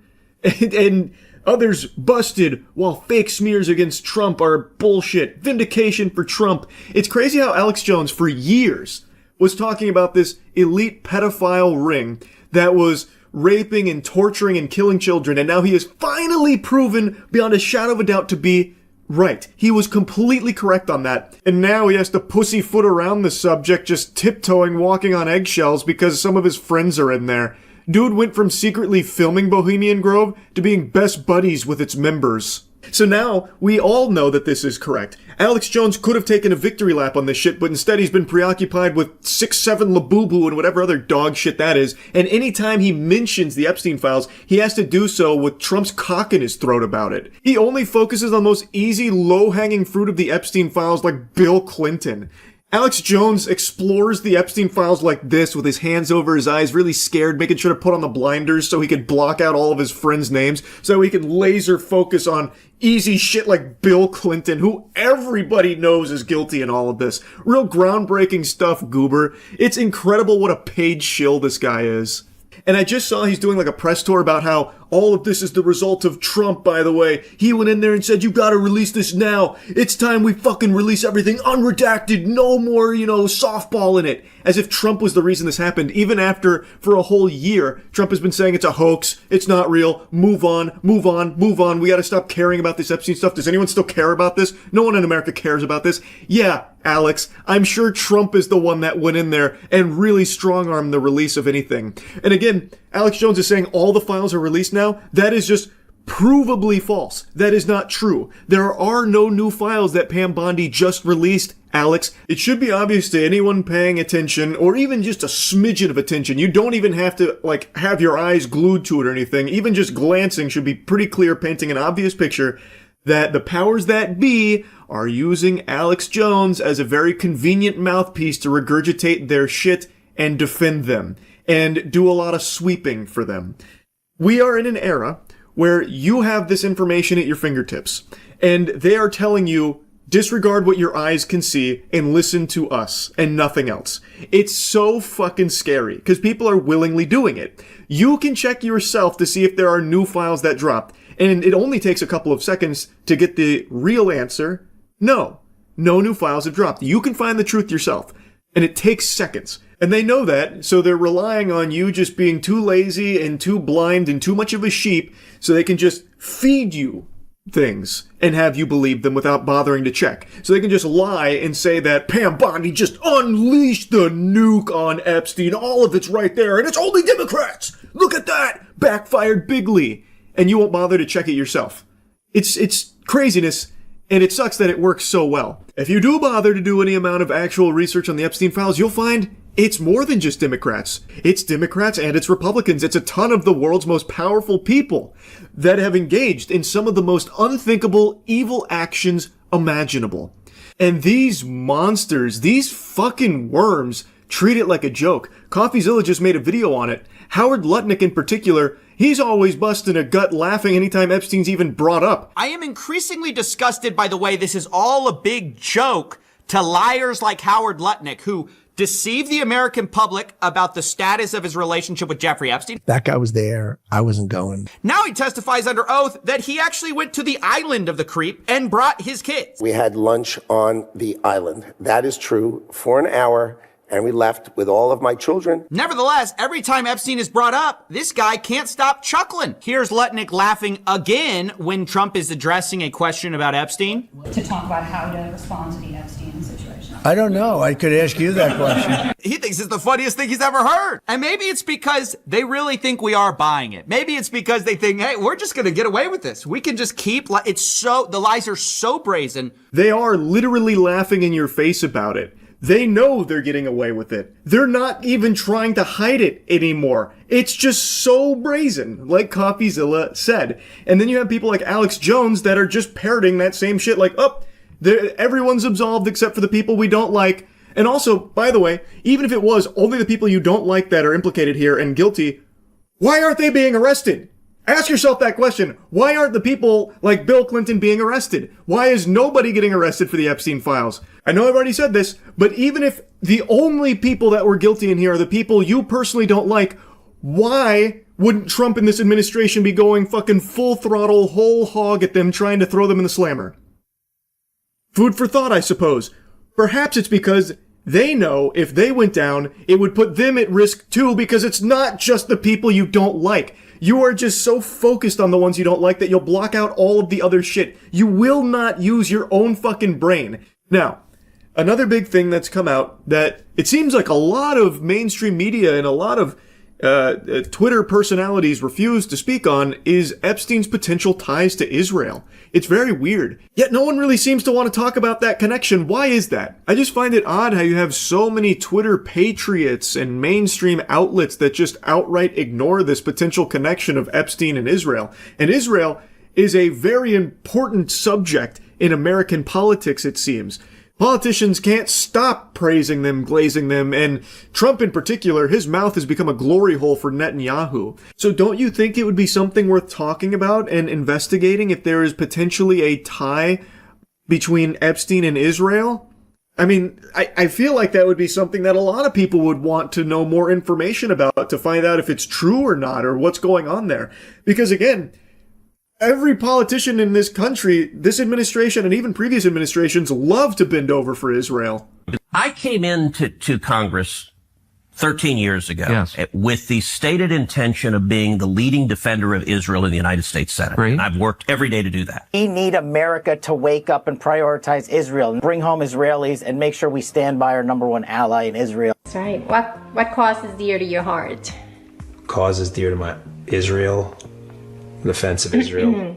What is number one? I have said to people when they ask me if this Capitol crumbled to the ground, the one thing that would remain is our commitment to our aid, and I don't even call it aid, our cooperation with Israel. That's fundamental to fundamental. Miriam Adelson is amazing. What she has done for Israel, for our country, and for this world is second to none. Thank you, my friend. The sad truth is, for way too long, anti-Semitism has been allowed to grow unchecked in this country. Too many institutions have abdicated their moral responsibility to speak up. There's an additional 100 clips I probably could have pulled, but these were the ones that were top of mind, and I think it's pretty clear that Israel is an extremely important subject to the powerful politicians in this country. Fucking Ted Cruz goes as far as to say it's the sole reason he got into politics is to defend them. I've said it before, I'll say it again, I don't know how that's not treasonous. He is a representative in our country who is openly stating that his priorities are a foreign entity. Whatever, I guess. I suppose that's fine by today's standards. I don't really get how. And boy howdy, isn't that Nancy Pelosi statement quite the eye-opener. Even if everything crumbles over here, we will still find a way to honor our aid to Israel. We'll start botting in RuneScape if that's what it takes to make enough money to send it to Israel. Damn everything else here, that's the most important part.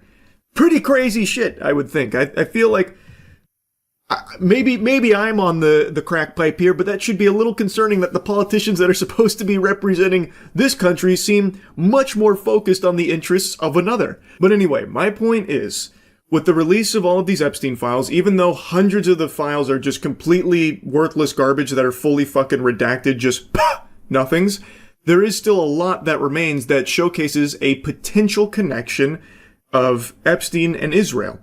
Now, of course, nothing's confirmed or anything, but shouldn't that at least warrant some kind of investigation, at least some kind of poking around? This administration is very blunt about how little they care about the Epstein files. They literally say that. Trump always talks about how no one should care about this and move on. And also, they're very open about, we're probably not going to look to investigate anything. There's nothing actionable in there. Whoops-a-daisy. Can't do anything about it. Sorry. And, of course, Perjury Patel just continues to lie about it.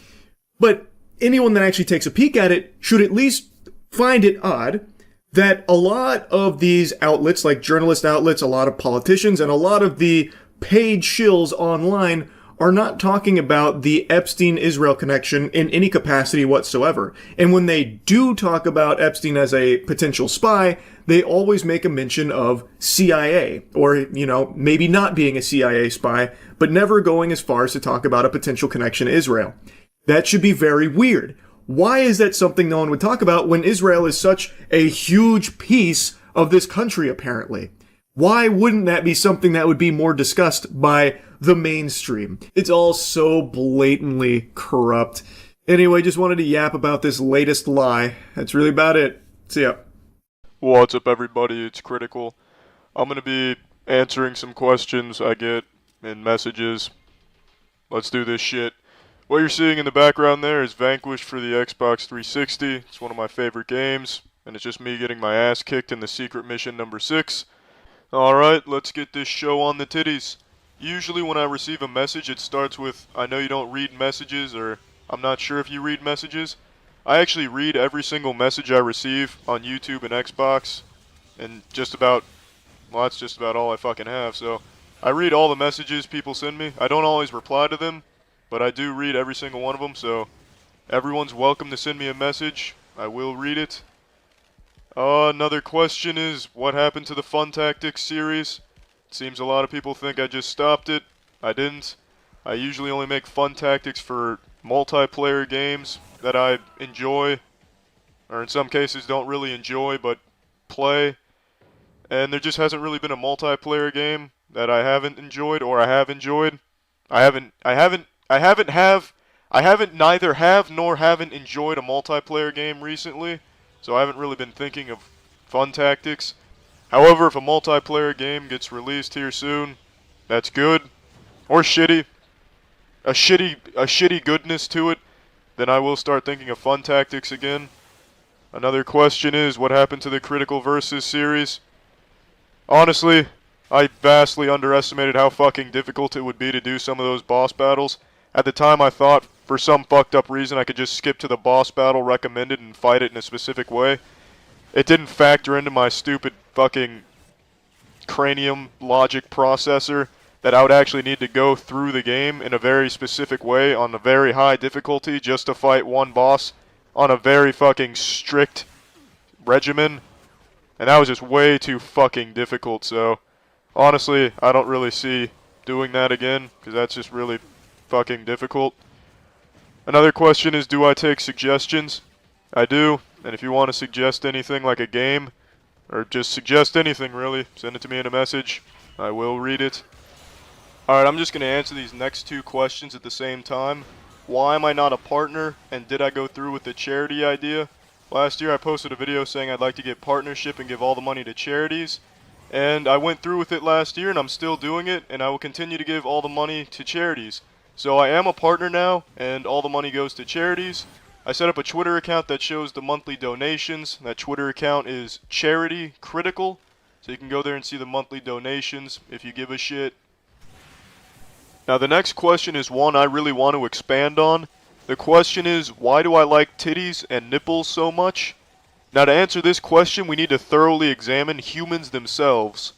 What is a human if it does not have a titty or a nipple? It's not a human. As simple as that.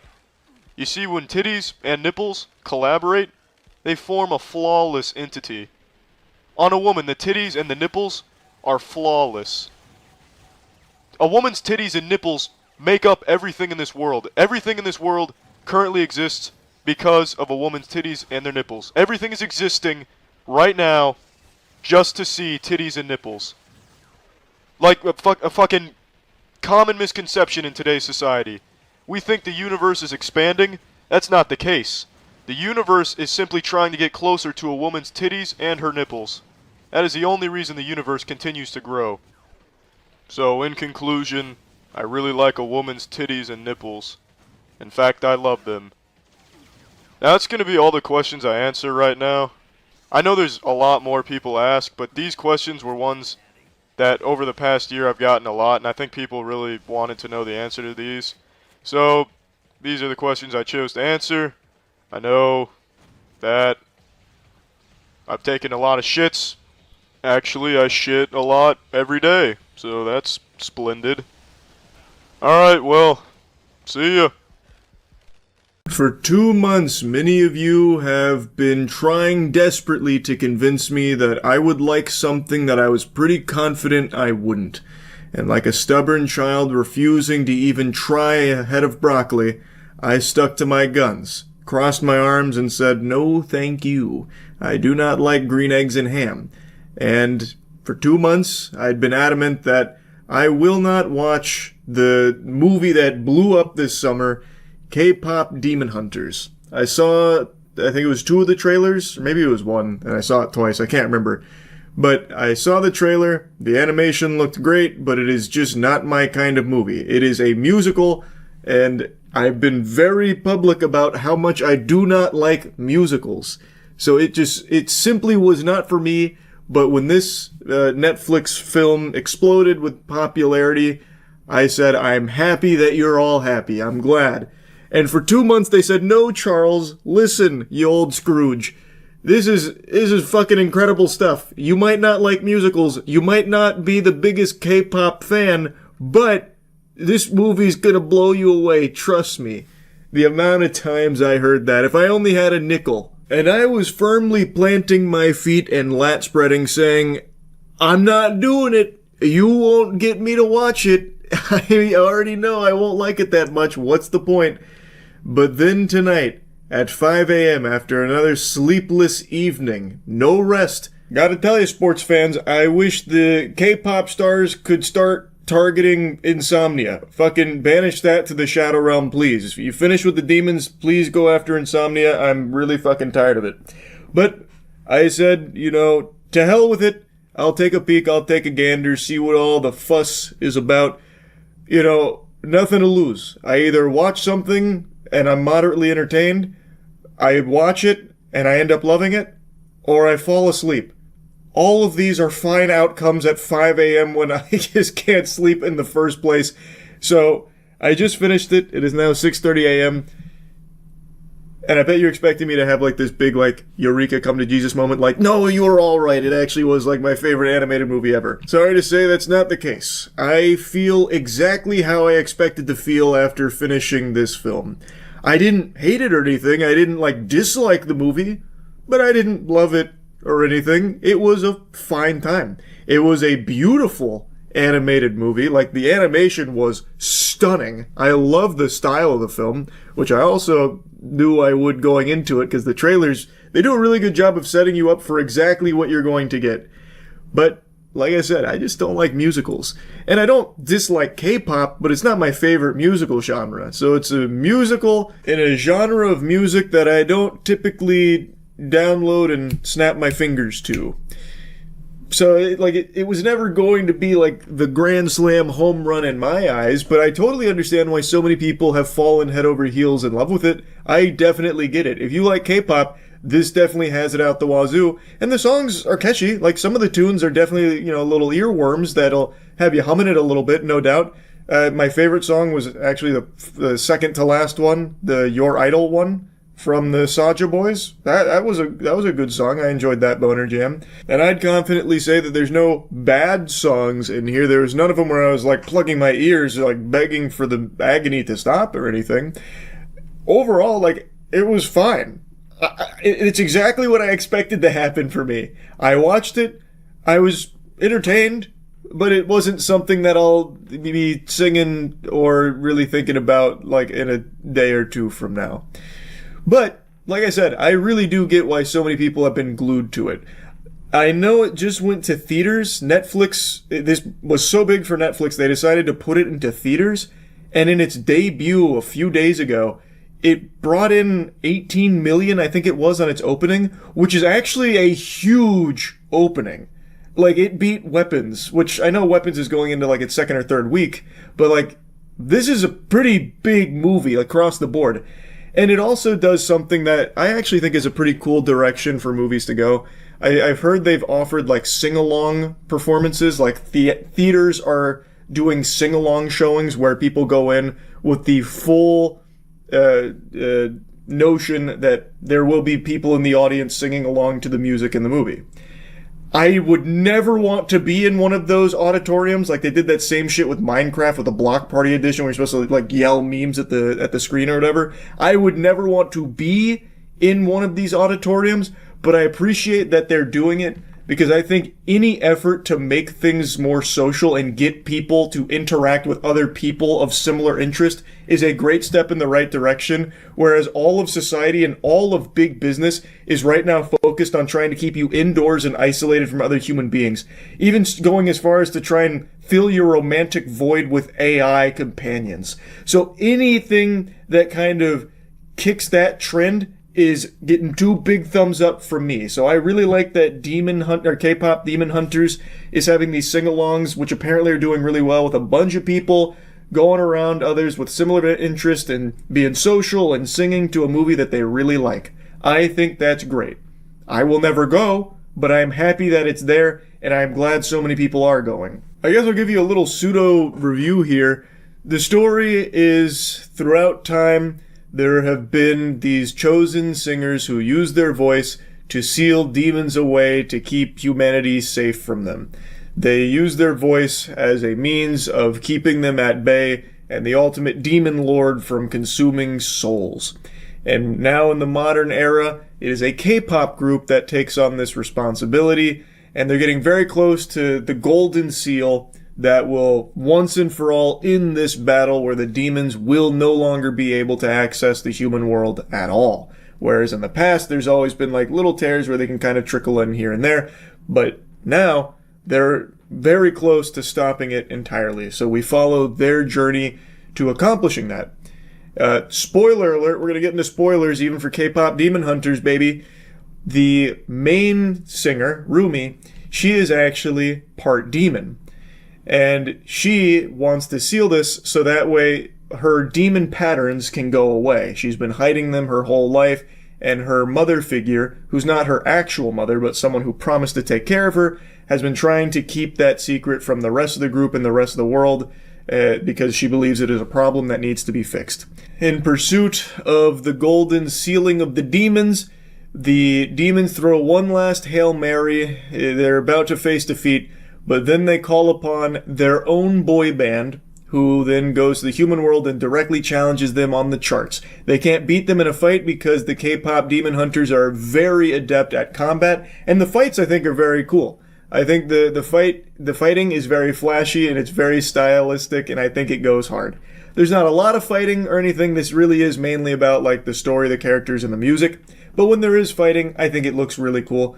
Really, everything in the movie looks very cool. They did pull out all the stops here in the animation department, and I really appreciate that because I fucking love animation. Like, it really is visually great. It is breathtaking at points. But anyway, they have the boy band out there, and now they're competing directly on the charts. And the Demon Hunter group, the K-pop Demon Hunters, they're Huntrix, that's their name, they immediately recognize the Saja Boys as being demons, and they're immediately privy to their plan of stealing fans away so that way they can poke holes into the seal, so that way the demons can flood in and power up the Demon Lord.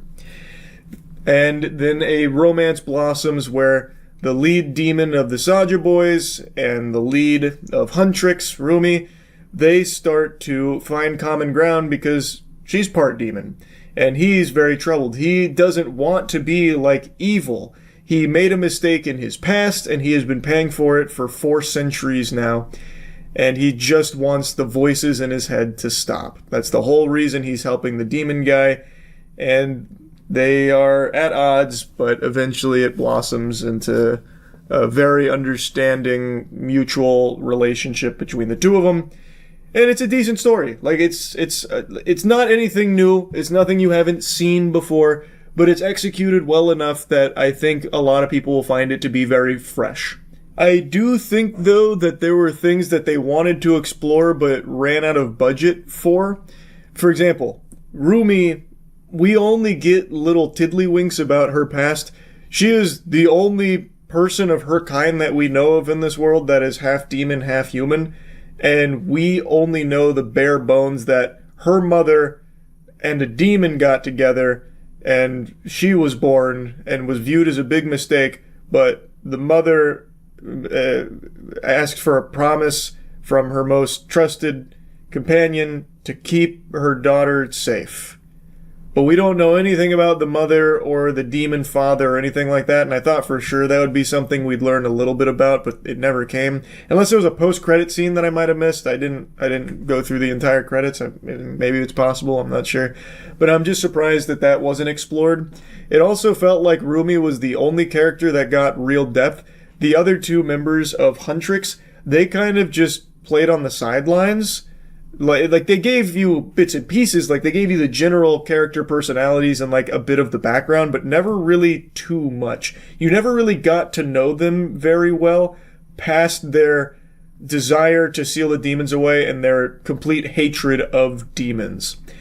I really thought this movie was going to go in a different direction towards the end too, because we know Jinu, that's the demon guy's name, the lead of the Saja Boys. We know about his past a lot, and it seems like he's not the only one of his kind that is just reluctantly serving the Demon King. Like, no one seems to want to do that. They just have the voice in their head that is compelling them to do so. And he explains to Rumi that all demons do is feel all of their shame and all of that anguish that they've experienced when they were humans. They just live it perpetually. Like, they are not happy with where they are and what the Demon King does to them. So I thought that there would be like this turning point where there was like an understanding with Huntrix, like, oh, these demons, like, they were once people, and that's still somewhere in there. And a lot of them just want to live without that voice in their head reminding them of their biggest mistakes, that kind of thing. But that never comes. I thought that was where the plot was going, at least to a certain extent, but it's not. I guess it's just Jinu. He is the only one in the entire demon world. Him and his pets. They also are an exception. But it's not a complaint or anything, by the way. Like, they don't have to go in that direction. It's totally fine they didn't. I'm just saying I was just kind of surprised because they kind of put the breadcrumbs there that I thought that was where they were going. Anyway, though, I don't have any, like, big complaints about the movie or anything. I really don't. Even though it's not my cup of tea, it's not my taste, it's not like there was anything in here that I think was wrong or bad. It's, again, just not my genre of movie. So it doesn't really appeal to me in a big way. But I didn't have a bad time watching it. I was entertained. And yeah, that's really about it. So yeah. I got Pokemon Sword over Shield because I looked up the exclusive Pokemon, and Sword has a Goth Pokemon that evolves into an Emo Pokemon, which evolves into a Black Veil Brides member, and I thought that'd be kind of cool.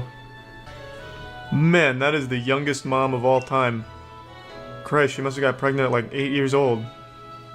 Her and her son are going through like fucking high school together. Ah, you've heard of Grease King already, eh? Already making a name for myself, I see. I don't even have a single Pokemon yet. If I remember correctly, Sobble evolves into like a high school incel, right? Like he wears a trench coat. Oh! Sobble evolves, finally, his third evolution into Inteleon. Fuck, I wish I didn't go with Grease King. Should've gone with, like, Atheist or something. Fuck! My roleplay is ruined. Well, I think I'm gonna go with Inteleon. As they say, the pin is mightier than the sword. Why is the CGI so bad? It's a video game, it's not Jesus. Oh, Stanley Kubrick's directing has really gone downhill with this new Pokemon game. Oh, can't even get into it. It looks so bad. But I have the entire euphoric community on my side. We may not have God on our side, but we have something far stronger. Enlightenment. Game over. Hop, just give up on your dream of being a Pokemon trainer. Why did he pay me? Just fucking robbed him. It's supposed to be a friendly match to get warmed up, and I still made 400 fucking bucks off it. Now I'm getting jumped by a biker gang of Woolos. Give him a temporary name. Judging by his cheek size, I'm just gonna name him Carl Weezer. If he doesn't evolve into like an enlightened being or something with big tits, he's not gonna stay on my roster. Yeah, that thing really is just a dog with piss in its eyes, huh? And that's right, baby. They don't call me Grease King for nothing. No, don't trust that. That's fucking laced with poison or something. He's gonna ask for sexual favors in return. No one just does that. Christ, is even the ATM machine a Pokemon? That's really cute that they have XP share on by default. They somehow took Pokemon and made it even more casual. That's wild, man. They said it couldn't be done. And yet Game Freak said, hold on, I'm gonna make the same game again, but what if it's even easier? Don't kill it. Be gentle. Shit. I mean, this thing just looks like an upside-down ice cream cone on a turtle's body.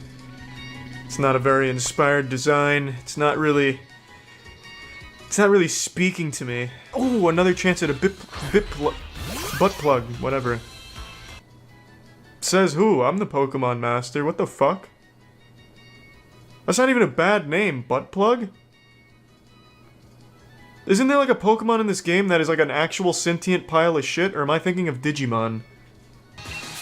Alright, Carl, prove yourself to me. Kill your brother. Show that you don't mind a little bit of cannibalism. That may be a cute smile on your face, but underneath that lies the heart of a warrior. You only had one Pokemon and it was a Carl Weezer? Fucking idiot. It's a Choodle! One thing that I'm gonna put all of my Pokemon through is I need them to kill their doppelgangers. Like, I need them to commit... Oh, shit. I want to see them kill their own kind. Make sure they're hard enough to be part of my crew. Is that his only Pokemon? What the fuck has Hop been doing while I've been out here putting nuts to butts? Oh, there we go. Butt plug wasn't allowed, but we'll see if... Butt plug wasn't allowed, but Vaginal Jesus... Vaginal Jesus is okay by Doug Bowser's watch. What are the odds? Yeah, let's put her in the party. Butt plug? Fuck no. Vaginal Jesus? You bet. That was gonna be the official name of the Pokemon, in fact. Yeah, let's fucking do it, baby. Let's get a 4-player battle going. Wow, I'm the pedophile cop. That's what they gave me for default? Grease King? That's what they thought of when they saw my name? Mr. Beef. Blake and Cyrus 2010. That's definitely the year he was born. Come on, Blake, ready the fuck up. It's 11 p.m., you're already past your bedtime, mom's not gonna find out. Just commit to getting this ass slaughtered. Am I Dynamaxing? Dynamax! Yo! I don't really know what it does, but fuck yeah! Take it down, baby! Wow, this is the opposite of high-octane action. This is like the Death Stranding of multiplayer. Oh! That's the power of atheism! Get Dynamaxed, nerds. Ooh, Kamehameha waved. That did no damage, but what an animation. Alright, let's get him with the Max Strike! Yeah! After it communicates, of course. I wouldn't want to go too fast. Yeah, I don't know what's happened to the music. The DJ must have fallen asleep. Fuck, this is awful. Holy shit. Yeah, the crowd is on the edge of their seats, baby! This guy named his... He's got my Sobble and he named it Guy Cool.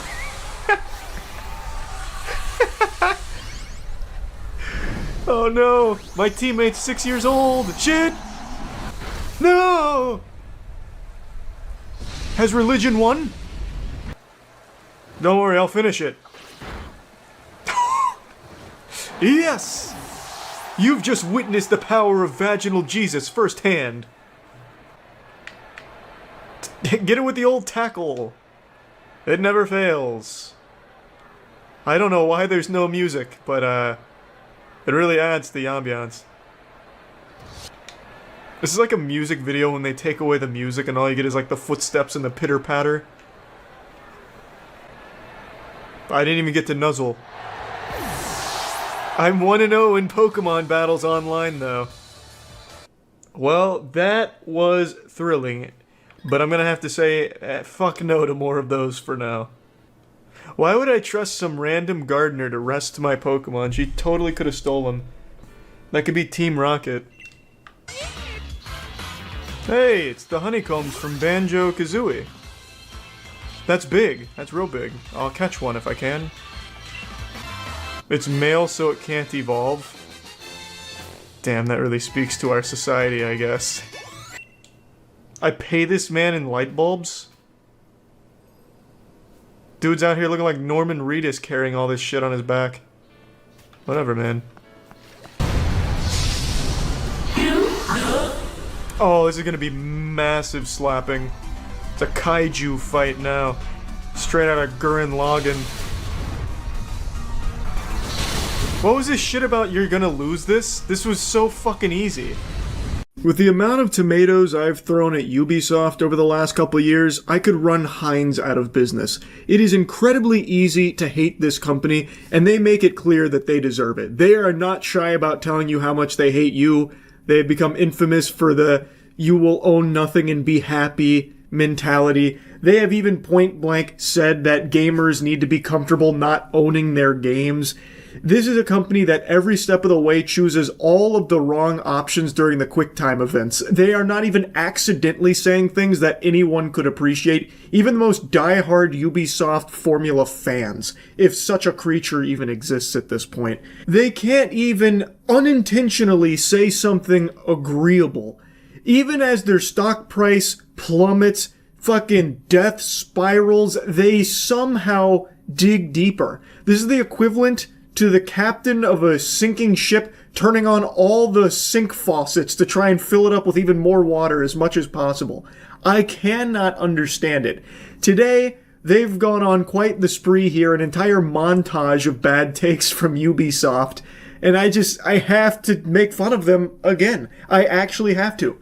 Keep in mind, this company is so misguided. They released multiple NFT games only a year ago. And NFTs are dead and buried, and somehow Ubisoft is still pooping those puppies out. It's crazy how out of touch Ubisoft is. In order to prove that the stupid juice is still flowing deeply at Ubisoft headquarters to this day, let's go ahead and show you their most recent annual financial report where they talk about their microtransactions and how microtransactions are actually a good thing because it allows their players to experience more fun. Very reminiscent of that time EA defended Battlefront controversial decisions by claiming that it was intended to give players a sense of pride and accomplishment. You can catch a slight whiff of that aroma here in the Ubisoft financial report with that statement. And I also can't help but giggle at the first line in their financial report where they try and claim that they're an industry leader in this sector. What a load of fucking barnacles. Get a load of this guy. Maybe at one point in time they were, but these days they are just a public spittoon for people to walk by and hawk loogies on. They are a sad shell of their former self. But this is all public. You can all read it yourself if you want to put your peepers on it. Down here is where you can find this statement. The adoption of monetization and engagement policies that respect the player experience and are sustainable in the long term. At Ubisoft, the golden rule when developing premium games is to allow players to enjoy the game in full without having to spend more. Our monetization offer within premium games makes the player experience more fun by allowing them to personalize their avatars or progress more quickly. However, this is optional. How delusional can you be? It's not even like a good lie. The motivator for these microtransactions that they are ham-fisting into every single game of theirs for the last decade is solely driven by wanting to hose the consumer for more money beyond the initial purchase of the game. Trying to squeeze some more coins out of the piggy banks of the players, hoping that some of the whales will pay to maybe speed progress up like they mention. And while yes, it is optional, there is a little something called pay to win, and it is a very real thing. It's not some make-believe boogeyman. But even in cases where you're offering microtransactions in single-player games, which Ubisoft loves to do, that's not exactly something worth celebrating, because now you're devoting resources into trying to find ways to get more money out of this single-player game, when those resources could have been devoted to just making the game better in the first place, something that Ubisoft seems very against. Their games fall into the same formula and have been for so long now that people are beyond tired of it, and instead of trying to find ways to breathe new life into their titles, they instead try and find new ways of monetizing them through these microtransactions and shit. It's so tone-deaf as well, and it shows very clearly that they don't even see player feedback, because every single Ubisoft game that comes out that is riddled, infected with microtransactions, like every Assassin's Creed now, you find collective sighs from even the most loyal supporters of the franchise. People aren't happy with it. And here they are just completely ignoring it and trying to spin it as a positive thing. Like, oh, it's always optional. Like, it actually like goes over really well because, I mean, it's personalized fun, right? Who wouldn't want to pay for that? Am I right? But another thing that also came out here is Ubisoft's thoughts on the real reason Star Wars Outlaws flopped. They are blaming disinterest in the franchise, which, when it was reported that Outlaws was stumbling and not performing all that well, that was cope they used back then as well, like some whispers of it being like, oh, the IP is just not as strong as it once was. Now they're just coming out here with their whole chest saying, no, the reason Outlaws didn't do well is just because no one cares about Star Wars anymore. Which is fucking crazy. They are just refusing to take the L and come to terms with the fact that the reason Outlaws didn't do well is it's just not a good game. And it doesn't even have the decency of being like a laughably horrible game where it could be like entertaining in how shitty it is. It is just so boring. It is like the most safe, by-the-numbers, bland, sterile, Ubisoft, Ubislop game. It is the same generic, open-world Ubisoft experience that we have seen 1,000 times before, and clearly people are tired of.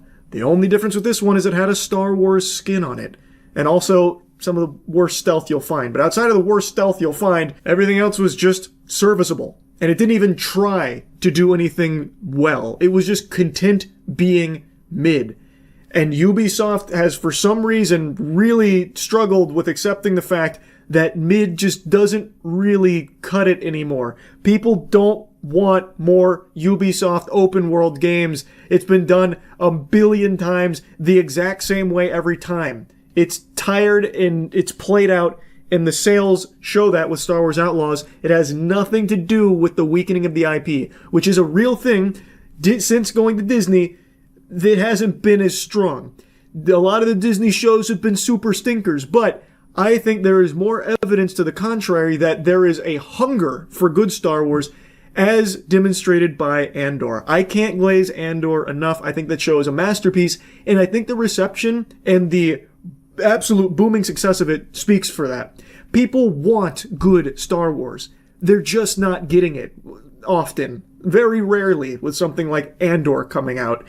Star Wars Outlaws falls into the really uninteresting bucket of Star Wars that people just don't want to play with anymore. They don't want to touch, they don't want to indulge with. But there is still very much a lot of people wanting good Star Wars. It has nothing to do with the IP, with why Star Wars Outlaws flopped. But Goober is still trying to write it off as one of the contributing factors that the game suffered from a number of items. First, it suffered from the fact it was released at a time when the brand that it belonged to, was in a bit of choppy water, and then he acknowledges some technical problems, such as things missing polish, but they were polished and debugged early enough, but it had an effect. Which, again, yeah, there were some technical issues, but that is not the main reason that it failed, nor is it the strength of the IP during your release window here. You made basically the exact same copy and paste Ubisoft open world game again. No one wants it. Just accept it and do something different. The final little nugget from Ubisoft today is in regards to them loosely addressing Stop Killing Games, or more so, what they believe Stop Killing Games is about. And it's not the best response, but it's also being misrepresented by some publications with what he was actually saying. So apparently, Ubisoft CEO Goober was asked to respond to the movement at a recent shareholders meeting and said, "Regarding the petition, we operate in a market. And whenever we release a game, we provide a lot of support for that game. We also provide a lot of services to make sure that the game is accessible and remains playable 24/7. Wow, what saints. How unique. These heroes make sure a game is accessible 24/7, huh? That's never been done before. Holy shit. Crazy concept. Whoa. You mean even on weekends you can play your games? It's so stupid. Ubisoft does the absolute bare fucking minimum. Anyway, though, moving on. Goober says that the company provides information regarding the game and how long the game can be played, though he doesn't go into specifics about how those notices work. The crew, this is speaking in particular about the crew, did have a badge on its front box noting online connection required. You should have known better. You weren't actually buying anything. You were paying to rent. We were giving you a permission slip to play our game for however long we deemed worthy. And the notice in the fine print on the back that Ubisoft may cancel access to one or more specific online features upon a 30-day prior notice. Jumping a bit forward, he says, but this kind of issue is not specific to Ubisoft. All video game publishers are faced with that issue. You provide a service, but nothing is written in stone, and at some point the service may be discontinued. Nothing is eternal. And we are doing our best to make sure that things go well for all players and buyers, because obviously support for all games cannot last forever. The article then notes that this is not what Stop Killing Games is trying to do, trying to get perpetual support for the rest of fucking the galactic existence of these games or whatever. That is, again, not at all what it's looking for. Anyway, though, he goes on to say, the lifespan of a piece of software, whenever there's a service component, eventually services may be discontinued, but eventually the software may become obsolete over time. A lot of tools become obsolete 10, 15 years down the line. They're no longer available, and that is why we release a new version. And so we have version 2 and then version 3, but clearly this is a far-reaching issue, and we're working on it. Now, maybe I'm being too charitable in my interpretation here, but from this statement from him, it sounds more like he is identifying that this issue of games ceasing to exist once the development cycle has concluded is an issue that is not exclusive to just Ubisoft, and currently what Ubisoft does is just pull the plug and give players a notice of the impending doom. And he also makes a mention that games can't be supported by the developers forever, and then goes on to talk about how other tools also become obsolete and don't exist forever. It sounds more to me like he's just making a general statement about it, which he's right. The development on a game can't support it forever, which is why it's not what Stop Killing Games is asking for. It is asking for end-of-life plans, so that way when the development cycle is complete and they want to wash their hands of the product, what they do is they would have a plan in place in order for that game to be turned over in some way so that the community that paid for the game can still access the product they paid money for. It can still exist beyond the developer's need to support it. It is not an unreasonable ask. There have been so many game industry veterans with decades worth of experience in the industry coming forward to talk about how important something like that is and how reasonable and feasible it is as well. It is not some like ridiculous request or anything. It is very much doable. And what a lot of articles have run with from the Ubisoft statement is when he just made a mention of the support for the game can't last forever. And to me, that wasn't like the whole crux of what he was trying to say. And again, maybe I'm being too charitable here to Ubisoft Goober, but with the whole statement, it seems more like he's just identifying it is a far-reaching issue, and it is something that isn't exclusive to Ubisoft, but it is something that he also says that they're working on. It doesn't seem like he was trying to harp on that statement, like, can't support it forever, as like what Stop Killing Games is about. It doesn't really seem like it was targeted and trying to spin Stop Killing Games as that, like I was initially led to believe from the articles that were talking about it. When you see the whole thing, I think it paints a little bit of a different picture. Of course, I'm still no Ubisoft enthusiast here, and of course, Ubisoft isn't exactly happy with this direction, I'm sure, but it doesn't seem like he was trying to misrepresent Stop Killing Games as demanding that we support forever. So, anyway, I still don't love the statement from him, because I still don't love the way they tackle it. I do appreciate that he says they're working on it. I guess we'll see if they actually do. But anyway, I just wanted to talk a little bit more about how Ubisoft is going these days, because, yikes. Not very good. It doesn't seem all that positive for Ubisoft. And I don't know when they're finally going to have their come to Jesus moment and start making good games again and start making decisions that make sense in the industry. That's really about it. So yeah. I've recently been feeling a lot like how I imagine ancient Mayan culture felt when they first gazed upon the stars and thought to themselves, there's something else out there. I've been on the cusp of a big discovery, one that I've found a deep appreciation for, and I'm only just now learning the intricacies of. And that is SpongeBob horror games. It is a fascinating genre I didn't even know existed in this capacity until only like a month or so ago, when I played one on a whim for my gaming channel, and now I'm hooked on them. I just want to kind of put these on your radar because I have been having a lot of fun playing SpongeBob horror games for some reason. Granted, on my gaming channel, I have been playing a ton of horror games, but probably my favorites so far are the SpongeBob-themed ones. I can't wait to see all four. I imagine one of them is a cease and desist from Nickelodeon or something, perhaps? No, I don't do that. If they actually did cease and desist like Nintendo, Mr. Krabs overdoses on ketamine and dies, that would have had the creator thrown in jail years ago. This will make it cost a little more. Oh, that's no problem, sir. I'm reading this like I'm reading this like fucking Grok AI would. I have many students, so I can afford to pay for it. Wow, it means you're a great art teacher.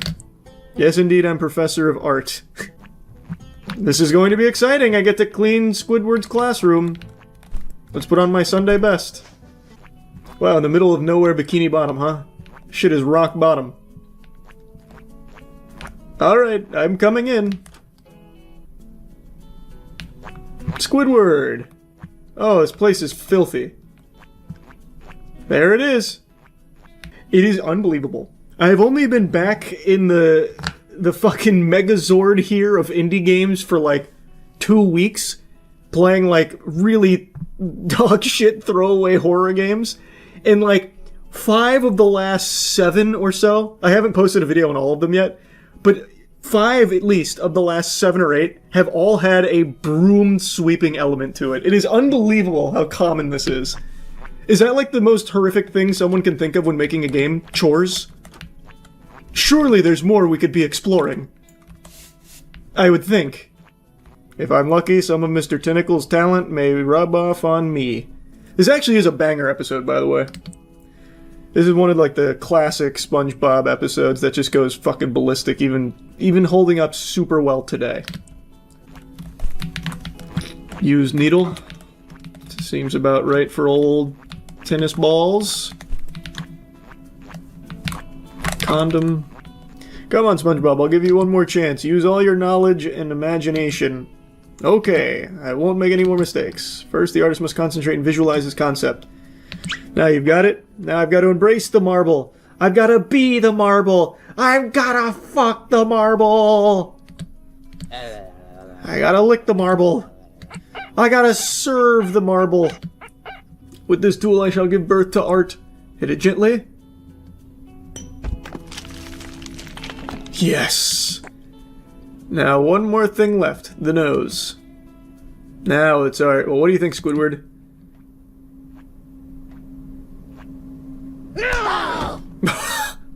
Asshole! Is this where it finally becomes a horror game? He just point-blank assaulted SpongeBob. I saw the whole thing. How dare you shitting on me, SpongeBob? Ouch, it's hurt, Squidward. Don't mind me, just doing my job over here. Want no part of this.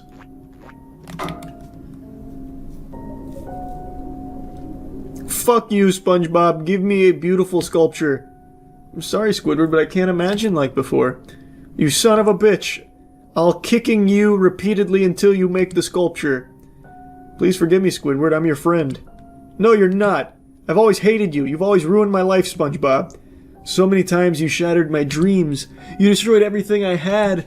My house is often damaged because of you and your stupid friend Patrick. I spent a lot of money to renovate it. I almost lost my job several times, all because of you. Why annoying person like you always around me? You become my neighbor. You work where I work. You're everywhere, you asshole. And now you also come to my art class.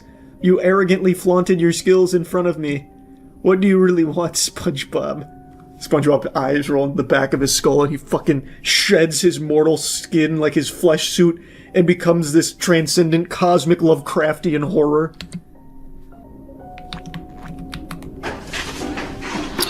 Okay, my job's done.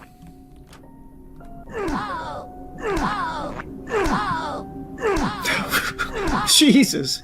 He's got SpongeBob stun locked. I'll just put this back. I'm not going to intervene. Squidward! Good to see you, bud. That's my boy. Smoking a doobie out here, huh? Got yourself a fucking doink? Alright. Good evening, sir. What are you doing out here? Oh, Mr. Smalldick, I've been waiting for you.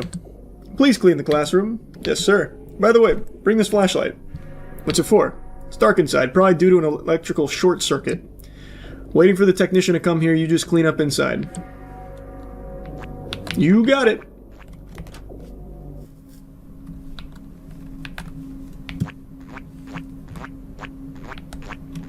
Doesn't seem too filthy to, well, a couple of broken pieces. Good Lord, SpongeBob, what has he done to you? Oh, God, well, he should be able to regenerate.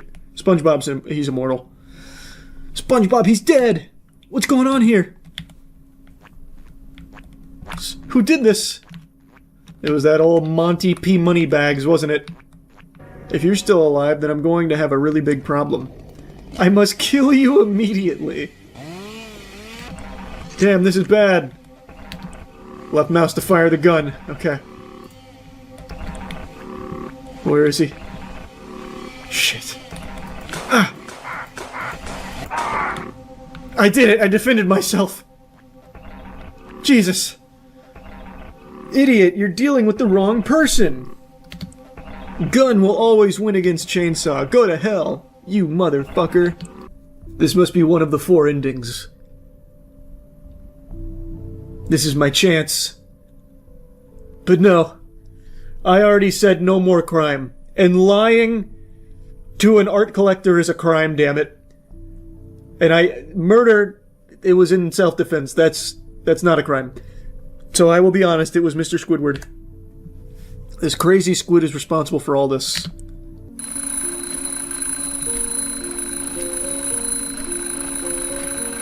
My name is Squidward, and I hate my life. I wake up every day, go to work, and come back home. That AI voice is rough. Nothing ever changes. I'm thinking of killing myself. Oh But man, that's before dark. I kill myself, I want to kill the people I hate. Damn, Squidward. Come on, Squiddy. It's not all that I can't bad. stand working here. Everyone is so fat and annoying. I don't care anymore. I'm going to kill all these people. No, don't do it, Squidward. There's other alternatives. Get ready to die. What about fun? Come on, Squidward, no. They all have to die? I mean, maybe that guy deserves it. He looks like he's disguising himself, probably on the run for some heinous crimes. Oh, wait, do I do something now? I can't move or anything. Oh, I see. I throw the Krabby Patties like shuriken. Take this! No! Oh, God. I one-tapped him with the Krabby Patty. Get out of here! You've made Squidward unhappy. No, you bastards. I just find it hard to believe they're responsible for it. They're just hungry customers. Even in death, she couldn't let go of the Krabby Patty. It was too delicious. He knows what's coming, but I'm out of objects to throw. Oh, I see. I'm not fully out of things to throw. I can just launch let at them. Shit! The police are here! I gotta finish up! Okay. It was like this when I got here. I swear. It's time I kill Mr. Krabs. Oh, he's running. He knows. God, everything is so big and I'm so small. It's mimicking real life right now. It's hitting too close to home. Squidward, what is happening here? Is that a gun? I came to kill you. And to take your money. No! See you in hell. His voice acting was actually just ripped from a SpongeBob episode. You can hear the background music playing where they just got it. That's cute. Where's your $1 million, Mr. Krabs? Tell me and I might let you live. Not talking, eh? Not even using a sentence enhancer? Oh, his eyes don't have a hitbox. I gotta pop him right in his fucking nose. Oh, it's Squidward! What's up, bud? Oh! Oh, okay.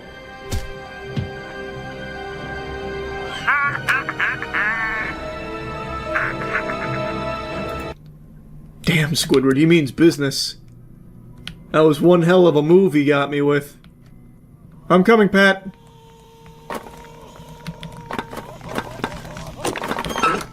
Oh, Patrick!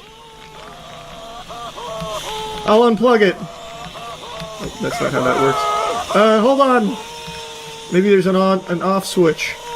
Also, you're not strapped down. Why don't you just move? Just move!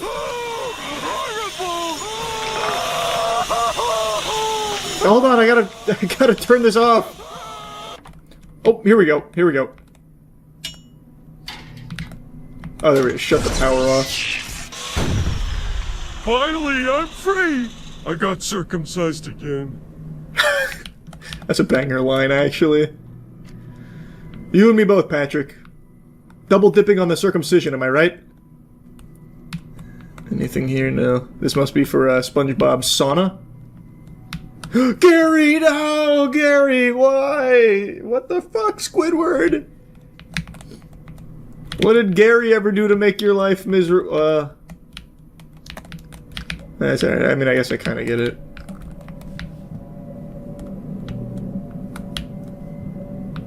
SpongeBob.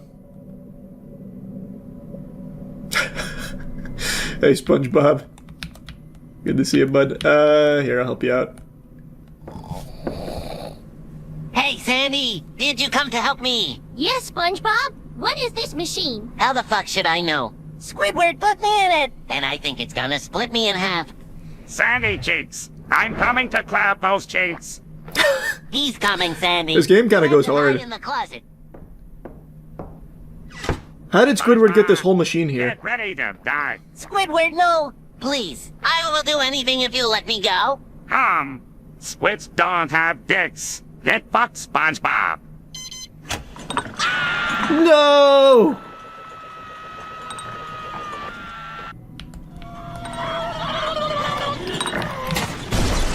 There we go. There's one. Oh, that's gonna just set SpongeBob on fire. No, wait! I can go get more water and extinguish the flames. I gotta wait for Squidward, though. Sorry, just... Can you calm down? You can see I'm actively helping you.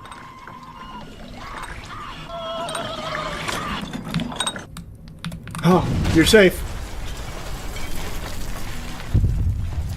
Bet you feel like $1 million now, huh? Thank you, Sandy! You saved me! You're welcome. Look, Sandy, Squidward is here! SpongeBob, you ruined my plans again. This will be the last time. It's time for me to die. Oh, no! Squidward! Why? This one focuses on the hash-slinging slasher, and it's sure to make me very frightened. I'm hoping it can put some poop in my pants. Let's get after it. This one's for Bikini Bottom.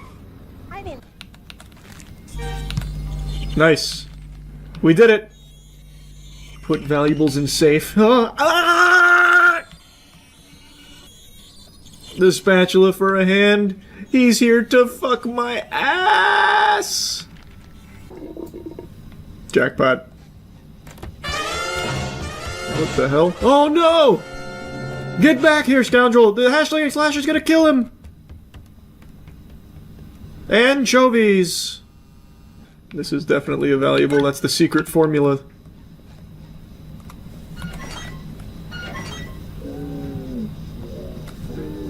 Hopefully the hash-slinging slasher won't recognize that... What the hell is he doing? He's motorboating me! No! Stop it! He's breathing heavy, he's moaning. He likes it. I'm causing him to hyperventilate.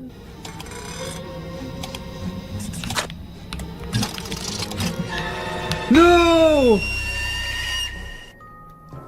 He got me! Wow, this is a really... like, chopping lettuce in real life is faster. Holy shit.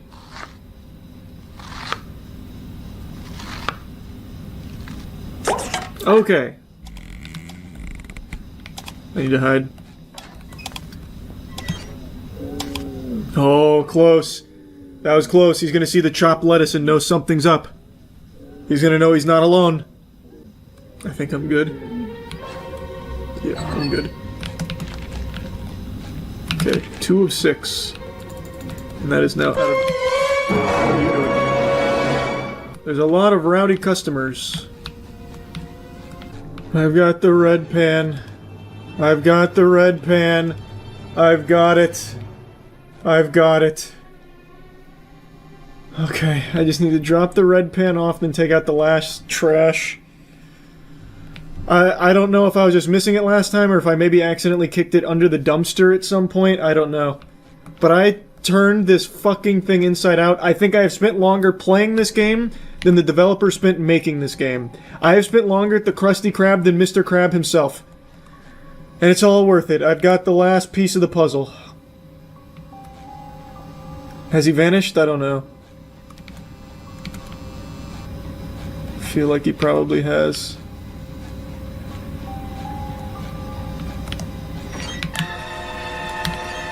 That was scary. That was extremely scary. Wow. Wow. Wow. Wow.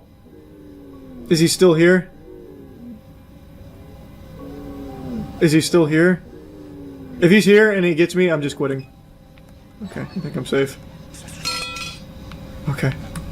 Last thing. Last trash. Come on, baby. Alright, we're free. We're free. We're free. Oh my god. Forever! Forever! Lock main entrance. I'm just going to wait until he spawns and leaves. I'm not taking any chances. I'm immediately going against what I just said, but I don't know, because he might not spawn. Someone's trying to call me and lure me in.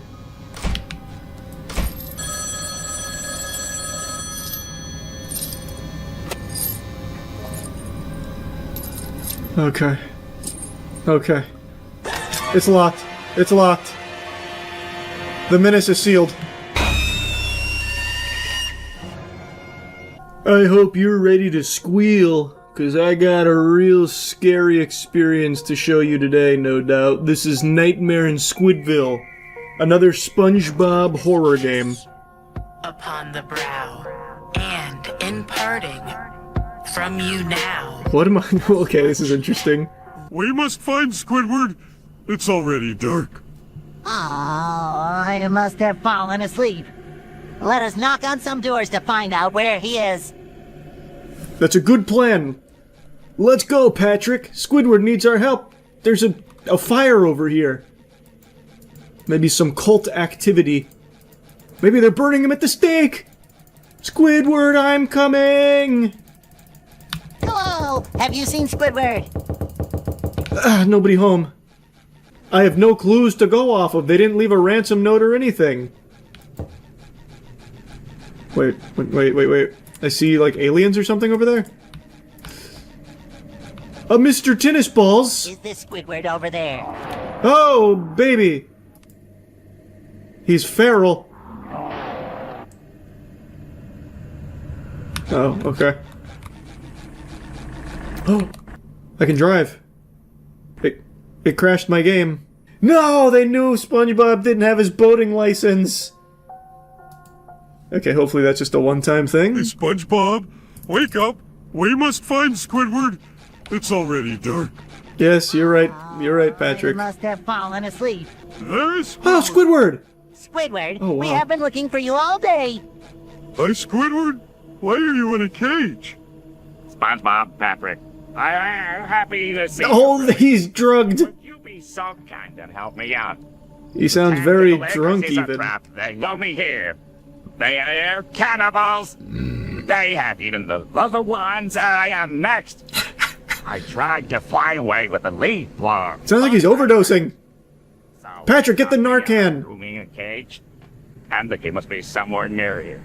Maybe you see them gathered at the park. Please hang in there. We see what we can do. Either we find the key or there is another way. Yes. Alright, good plan. So, to the park then? Open up! I want to ask you a few questions. Oh, the park happens to be right there. Good news, Patrick. The park wasn't far. I wish they'd stop planting steel plants out here. Drive over them. Drive over them. I got them! The day is saved. Maybe one of them had a key. Alright, hop in the boatmobile, Squidward. Oh, they're lapped up.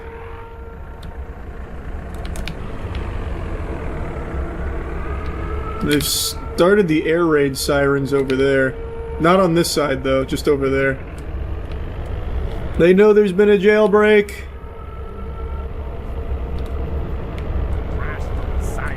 Crash through the site fast. I did it! Oh my god! Hell is rising. Hell is rising? No. Do you see this in front of us? This isn't hell rising, this is like the large intestines of a body. Oh! Come on, we get through this nightmare. We can do this! Okay, how long does this go for, you think? You need to boost. Press space to boost. Turbo mode! The NOS booster's activated. Granny shifting. We are trapped inside a dream, where Squidbill of the demons have break the spell. You will terrorize Bikini Bottom no longer. They're screeching at me. Ooh, huge collateral.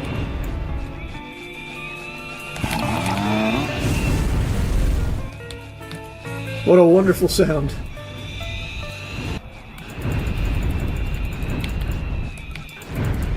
This might be it. I don't see them spawning anymore. Sleep well. Yeah! Is the spell broken? Or do we have to defeat the Flying Dutchman yet?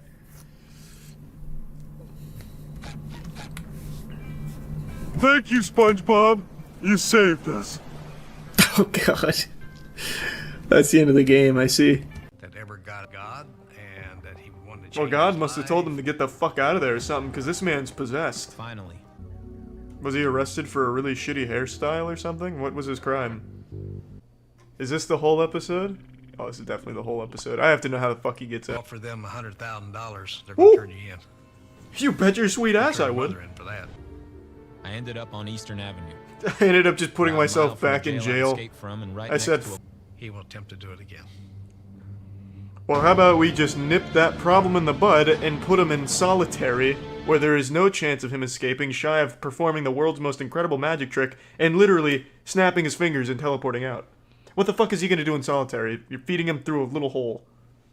Stranger Things final season just dropped. Well, volume 1 of the final season just dropped, so they're releasing it in like waves. And I just finished it. So, let's give you the review.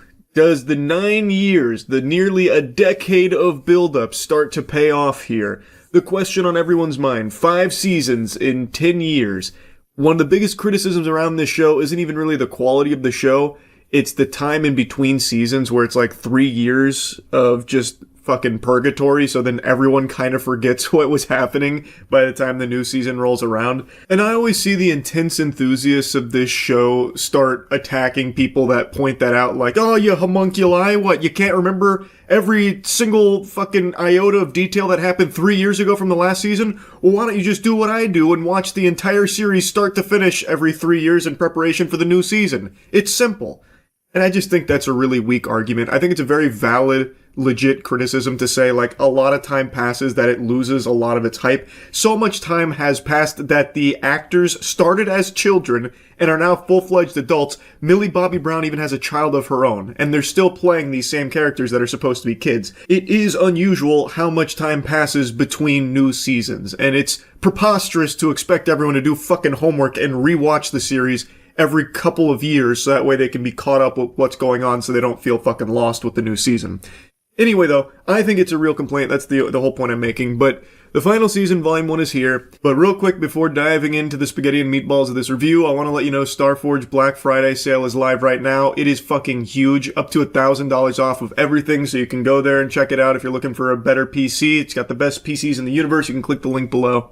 So overall, my thoughts on Stranger Things Season 5, Volume 1 are that it's fine. It's a little bit of a letdown.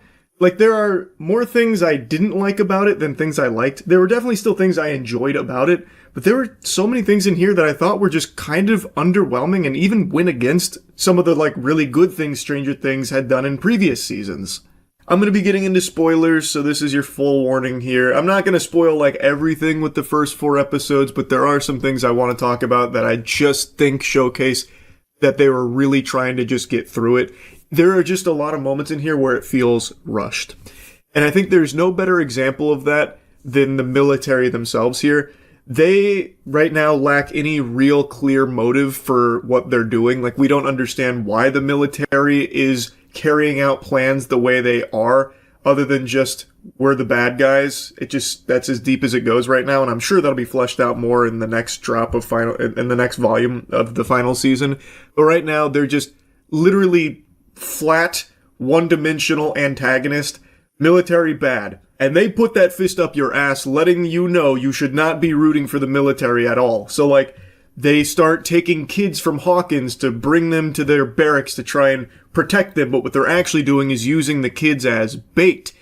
Which one character's like, well, this is kind of fucked up, and she says, well, get over it, rub some dirt in it, pussy. Dr. K, that's like the new main military bad guy. And then, like, as the kids are there, the military's like, really mean to them. Like, one of the officers even, like, just slaps one of the kids when he, like, speaks up and says something rude. Military guy's just like, poof. It's like, okay, so military bad, I get it. But what I don't get is, like, the response to everyone else in Hawkins about the military. So, like, they have Hawkins quarantined, basically, like, they're prisoners, they can't leave Hawkins, and everyone's totally fine with that. They're like, oh yeah, no, just fucking normal day paradise here. So much so that when they start taking their kids, the families don't put up any kind of stink about it. They don't, like, fight back or anything at all. They literally go door to door and just say, we need your child. And the parents are like, okay, we'll take them. Do you want all of them? Like, I have more children. Do you want to take all of them or just this one? And it's like, what the fuck? Really? All the parents are going to be okay with the military just taking their kids to their undisclosed location that is inaccessible to the parents? It's really fucking weird. Maybe, like, the entirety of Hawkins has been hit by a stupid beam. Why, though? Like, what are they trying to accomplish? We don't know yet. So they're just, like, literally cartoonishly evil to a certain degree. So when you see Hop just start gunning them down, murdering a bunch of them, or watching Eleven snap one of their necks like she was breaking a Kit Kat bar, even dropping, like, a quirky one-liner saying, sorry for this, and then he falls from the second story, you're just supposed to be like, yeah, that was a bad guy, because military bad. We don't know what they're even trying to do yet, though. So they just feel like such a lame villain, and they're actually fucking incompetent too, by the way. That is like a crazy wombo combo here, because you set up the military as like one of the big forces here that they're battling against, and they have this massive base set up, both in the normal world and in the Upside Down. And in both of these cases, they are extensively researching, studying, and mastering their understanding of the Upside Down and the creatures that reside there, like the Demogorgon and stuff. Yet, in the final episode, when they get ambushed by Demogorgon, it's clear the military has no real answers to them. Instead, they continue to just use their guns, which have been established for a decade now, are not effective against the Demogorgon at all, yet all they rely on is their fucking guns. There's only one brave goober in their entire platoon, in this entire military base of hundreds of soldiers, that decides to use the flamethrower. To great effect, mind you. So why, with all they understand about these creatures, with entire science labs dedicated to the full understanding, Dr. K even demonstrating that she knows heat is what is weakening the thing that strangles, which is basically like a fucking hentai tentacle monster that starts strangling Hop, even explaining like, they thrive in the cold, but heat weakens it. Why then is this entire military operation gun-focused instead of having more fire-based weaponry? Or like incendiary grenades or something? Why? Why are they fucking stupid? If they have that knowledge, is it like budget reasons? Like they weren't allocated enough budget to buy fucking flamethrowers, more of those, or God forbid even a lighter? Jesus, a flare maybe even? Why are they still using guns knowing full well it doesn't work on these creatures? It just doesn't make sense, especially considering that they have done so much research and actually thoroughly understand a lot of it to the point where they literally have L's kryptonite. They have basically the brown note that they're able to blast through their satellite dishes, their, antennas, which is like a frequency that disrupts Elle and she can't like use her powers anymore and it hurts her. They call it her kryptonite. So they studied so much that they now can fight against Elle, one of the most powerful beings in the show, yet they can't just get some more flame weaponry to actually fight the other creatures that they are literally basically cohabitating with. I don't get it. Are the guns just to keep the kids in line so that they can start shooting the kids if they start asking too many questions? Like, I don't understand. It doesn't make sense. It just feels a little lazy, and it's my big complaint about part one is that a lot of it feels rushed. It knows it needs to get to certain places, but to get there, it doesn't really follow what's already been established. It just kind of like speed runs through it, at least in my perspective.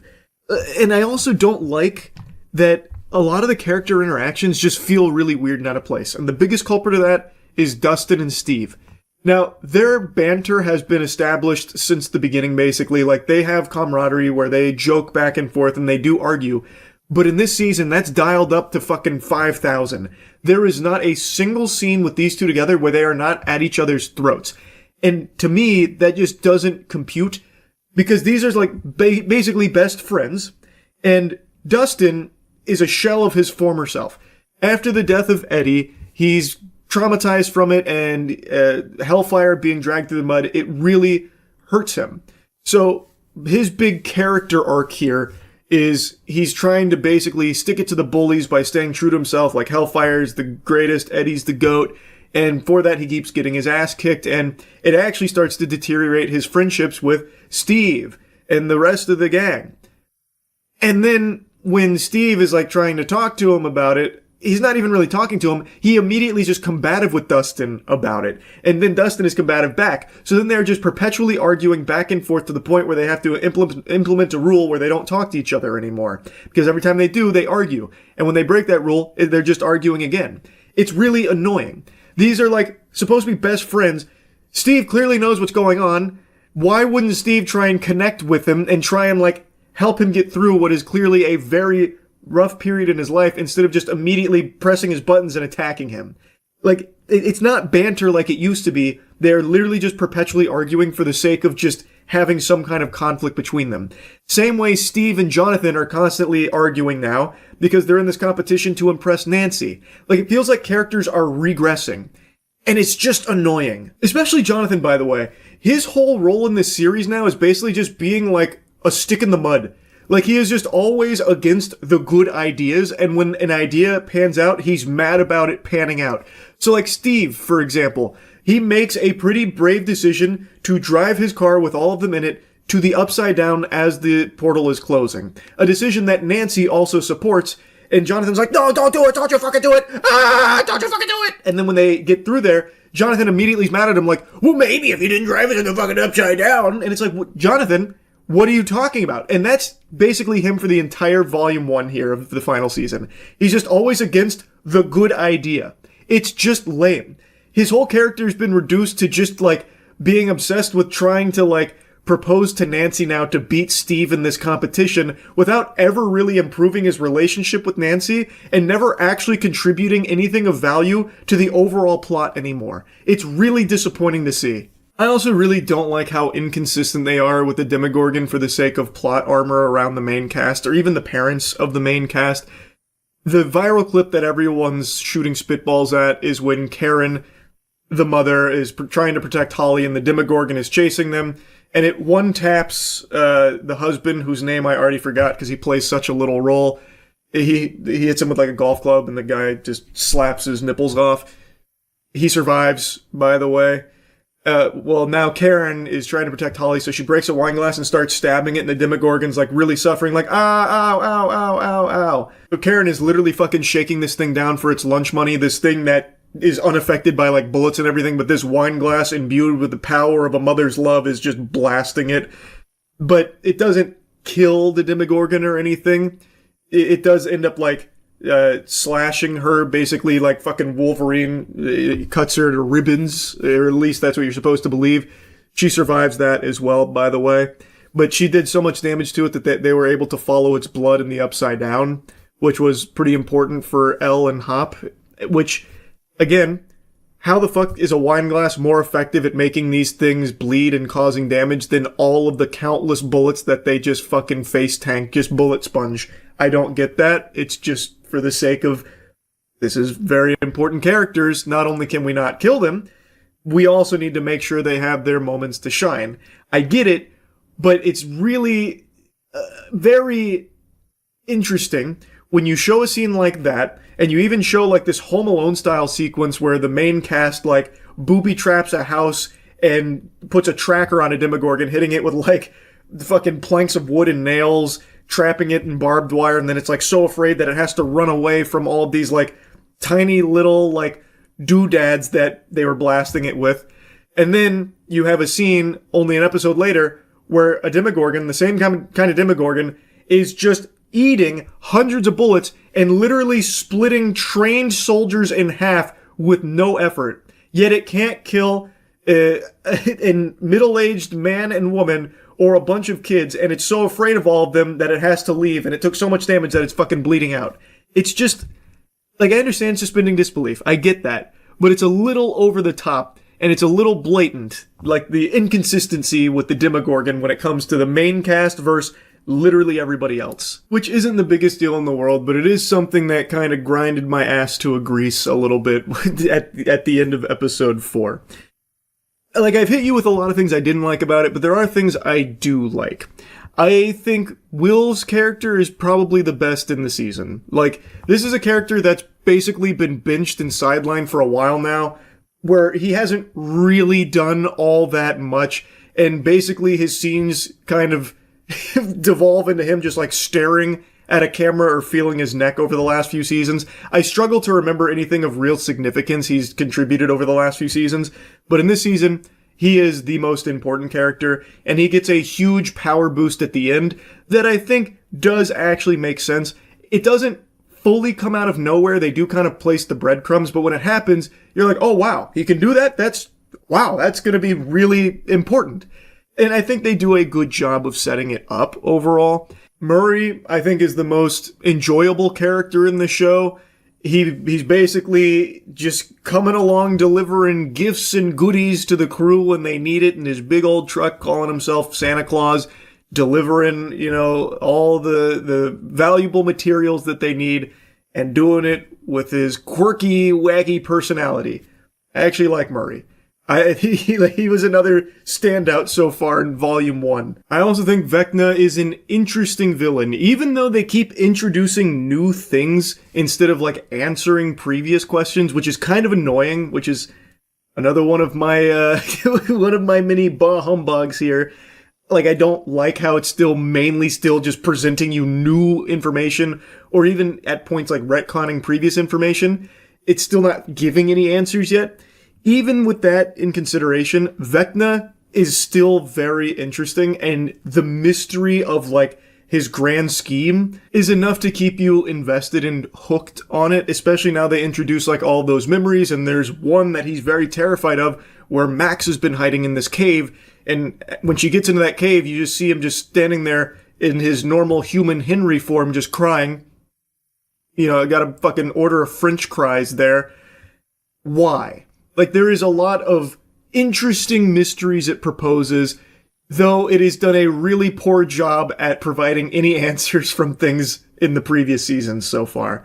I'm guessing they're saving that for the next drop, which is a little frustrating. I would have liked to see some lines start to wrap up or start reaching a conclusion, but whatever, there's still plenty of episodes to go. I also think they do a good job of showcasing just how menacing and powerful Vecna is. In the final fight of episode 4, they have him walking out fucking aura farming. He's in his, like, turbo evil Groot form, so he's got, like, fucking tentacles all over him. He looks like a rotting tree ant, and he starts using his abilities to just massacre all of the remaining soldiers from the Demogorgon ambush. And they show how strong he is, and then he has, like, a speech to Will, and then, unfortunately, and this is another thing, the writing in this first volume feels so different from the good writing of older Stranger Things episodes.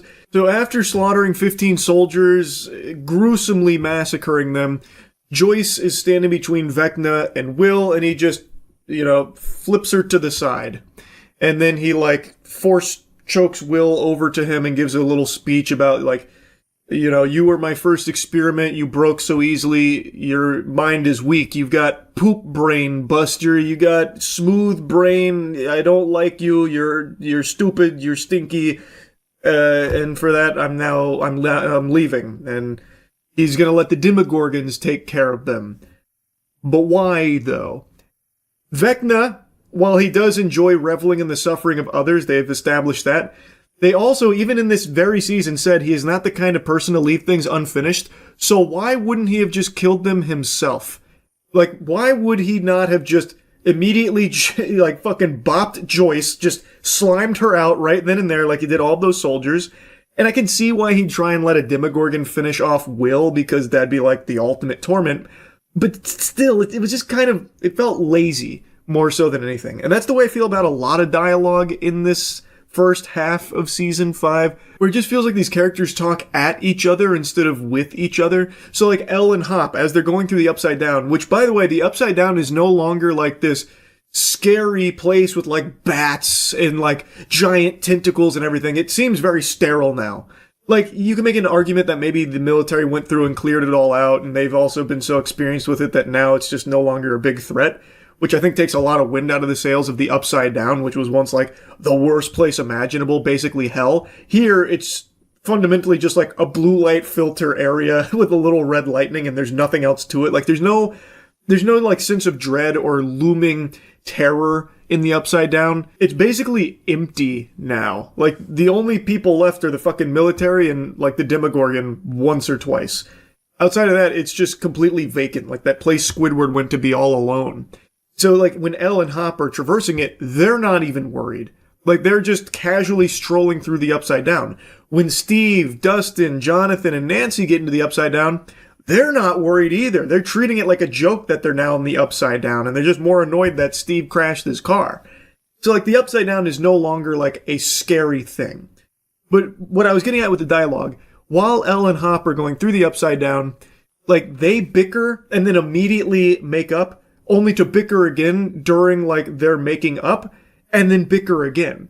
Like, the line, punk ass was used, like, 15 times in a single scene, where Hop is, like, injured, and she's being stubborn. He's like, "Oh, you're such a stubborn punk ass." And then she's like, "Oh, you mean like a stubborn punk ass?" And he's like, "Oh, you heard stubborn punk ass? Yeah, well, I guess I'm a stubborn punk ass too." It's like, okay, come on. You don't need to wear the word out so much. Like, they really hammer that word in there. And that's a lot of their dialogue. It just feels really stiff. But now I want to mention something else that I think is probably a hot take with something I liked from this volume 1. I really like that they brought Eleven's sister back. That's probably a really spicy take, because that episode is still the worst in the series by far. That was in like season 2, where they had this like random, completely out of left field episode where Eleven meets her sister who has powers like her, and they basically have like a fucking biker gang, and they go out causing a ruckus. And that was an episode everyone hated. And it seemed as though they tried to pretend it never existed, because it never came back again. Eleven's sister was never even loosely referenced again, really. But in the final episode here of Volume 1, we see that the thing that was, like, clogging her ability to use her powers and hurting her and, like, weakening her was actually the military using her sister as that sonic weapon. I actually really like that idea, because you can't just say that episode in season 2 is not canon. It has to still exist as a part of the overall lore here. And I think this was a good way of doing it. You no longer have to, like, address anything else about that episode. You now have the most important part of that episode, that character, now in the megamix here in a way that I think does make sense. And now you have another very powerful piece on the chessboard for how they could fight against Vecna. It does make me a little concerned that the final fight between Vecna and the main crew is going to be like a fucking Conjuring movie finale where it's basically just, like force pushes back and forth. I would really hate if it, and I hope I'm wrong, but I can see this happening. I would really hate if it ends with Vecna getting into like basically a Dragon Ball Z beam struggle with 11. And then he's like, "You can't defeat me alone." And then she's like, "I'm not alone." And that's when her sister comes in and adds to the beam. And then that's when Will comes in and adds to the beam. I'm using beam metaphorically because, of course, they're going to be fighting with the invisible force pushes. But then you have all three of the very powerful people all banding together to force push into Vecna, which obliterates him. I would hate that. I would really hate that. And I could maybe see it happening, because now you have three people that can all do this. You have 11, you have her sister, now you have Will. But there is a chance that's how they're going to kill Vecna, and that would really suck. That would be so fucking lame. But hopefully I'm wrong. For now, I do like how they brought 11's sister into the fold. I think it was well executed, and I'm very curious to see where it goes with that character now. Anyway, I've been yapping about this one for a while, but this is a season 9 years in the making here, and I don't think it was the greatest Volume 1. I don't think it was bad. Like, I think there were definitely good moments, but instead of providing, like, answers, it is still giving you more questions and expanding upon previous questions, and it's really starting to feel like it's dragging, even though it also feels like it's rushing through certain things. It's just, I don't know, it's just in an odd spot. I'm really hopeful that the next volume, like, I do think this will still, it still has the potential for a good ending, so I'm still looking forward to how it wraps up. It's just, I didn't love this first batch of 4. It was fine. That's really about it. See ya.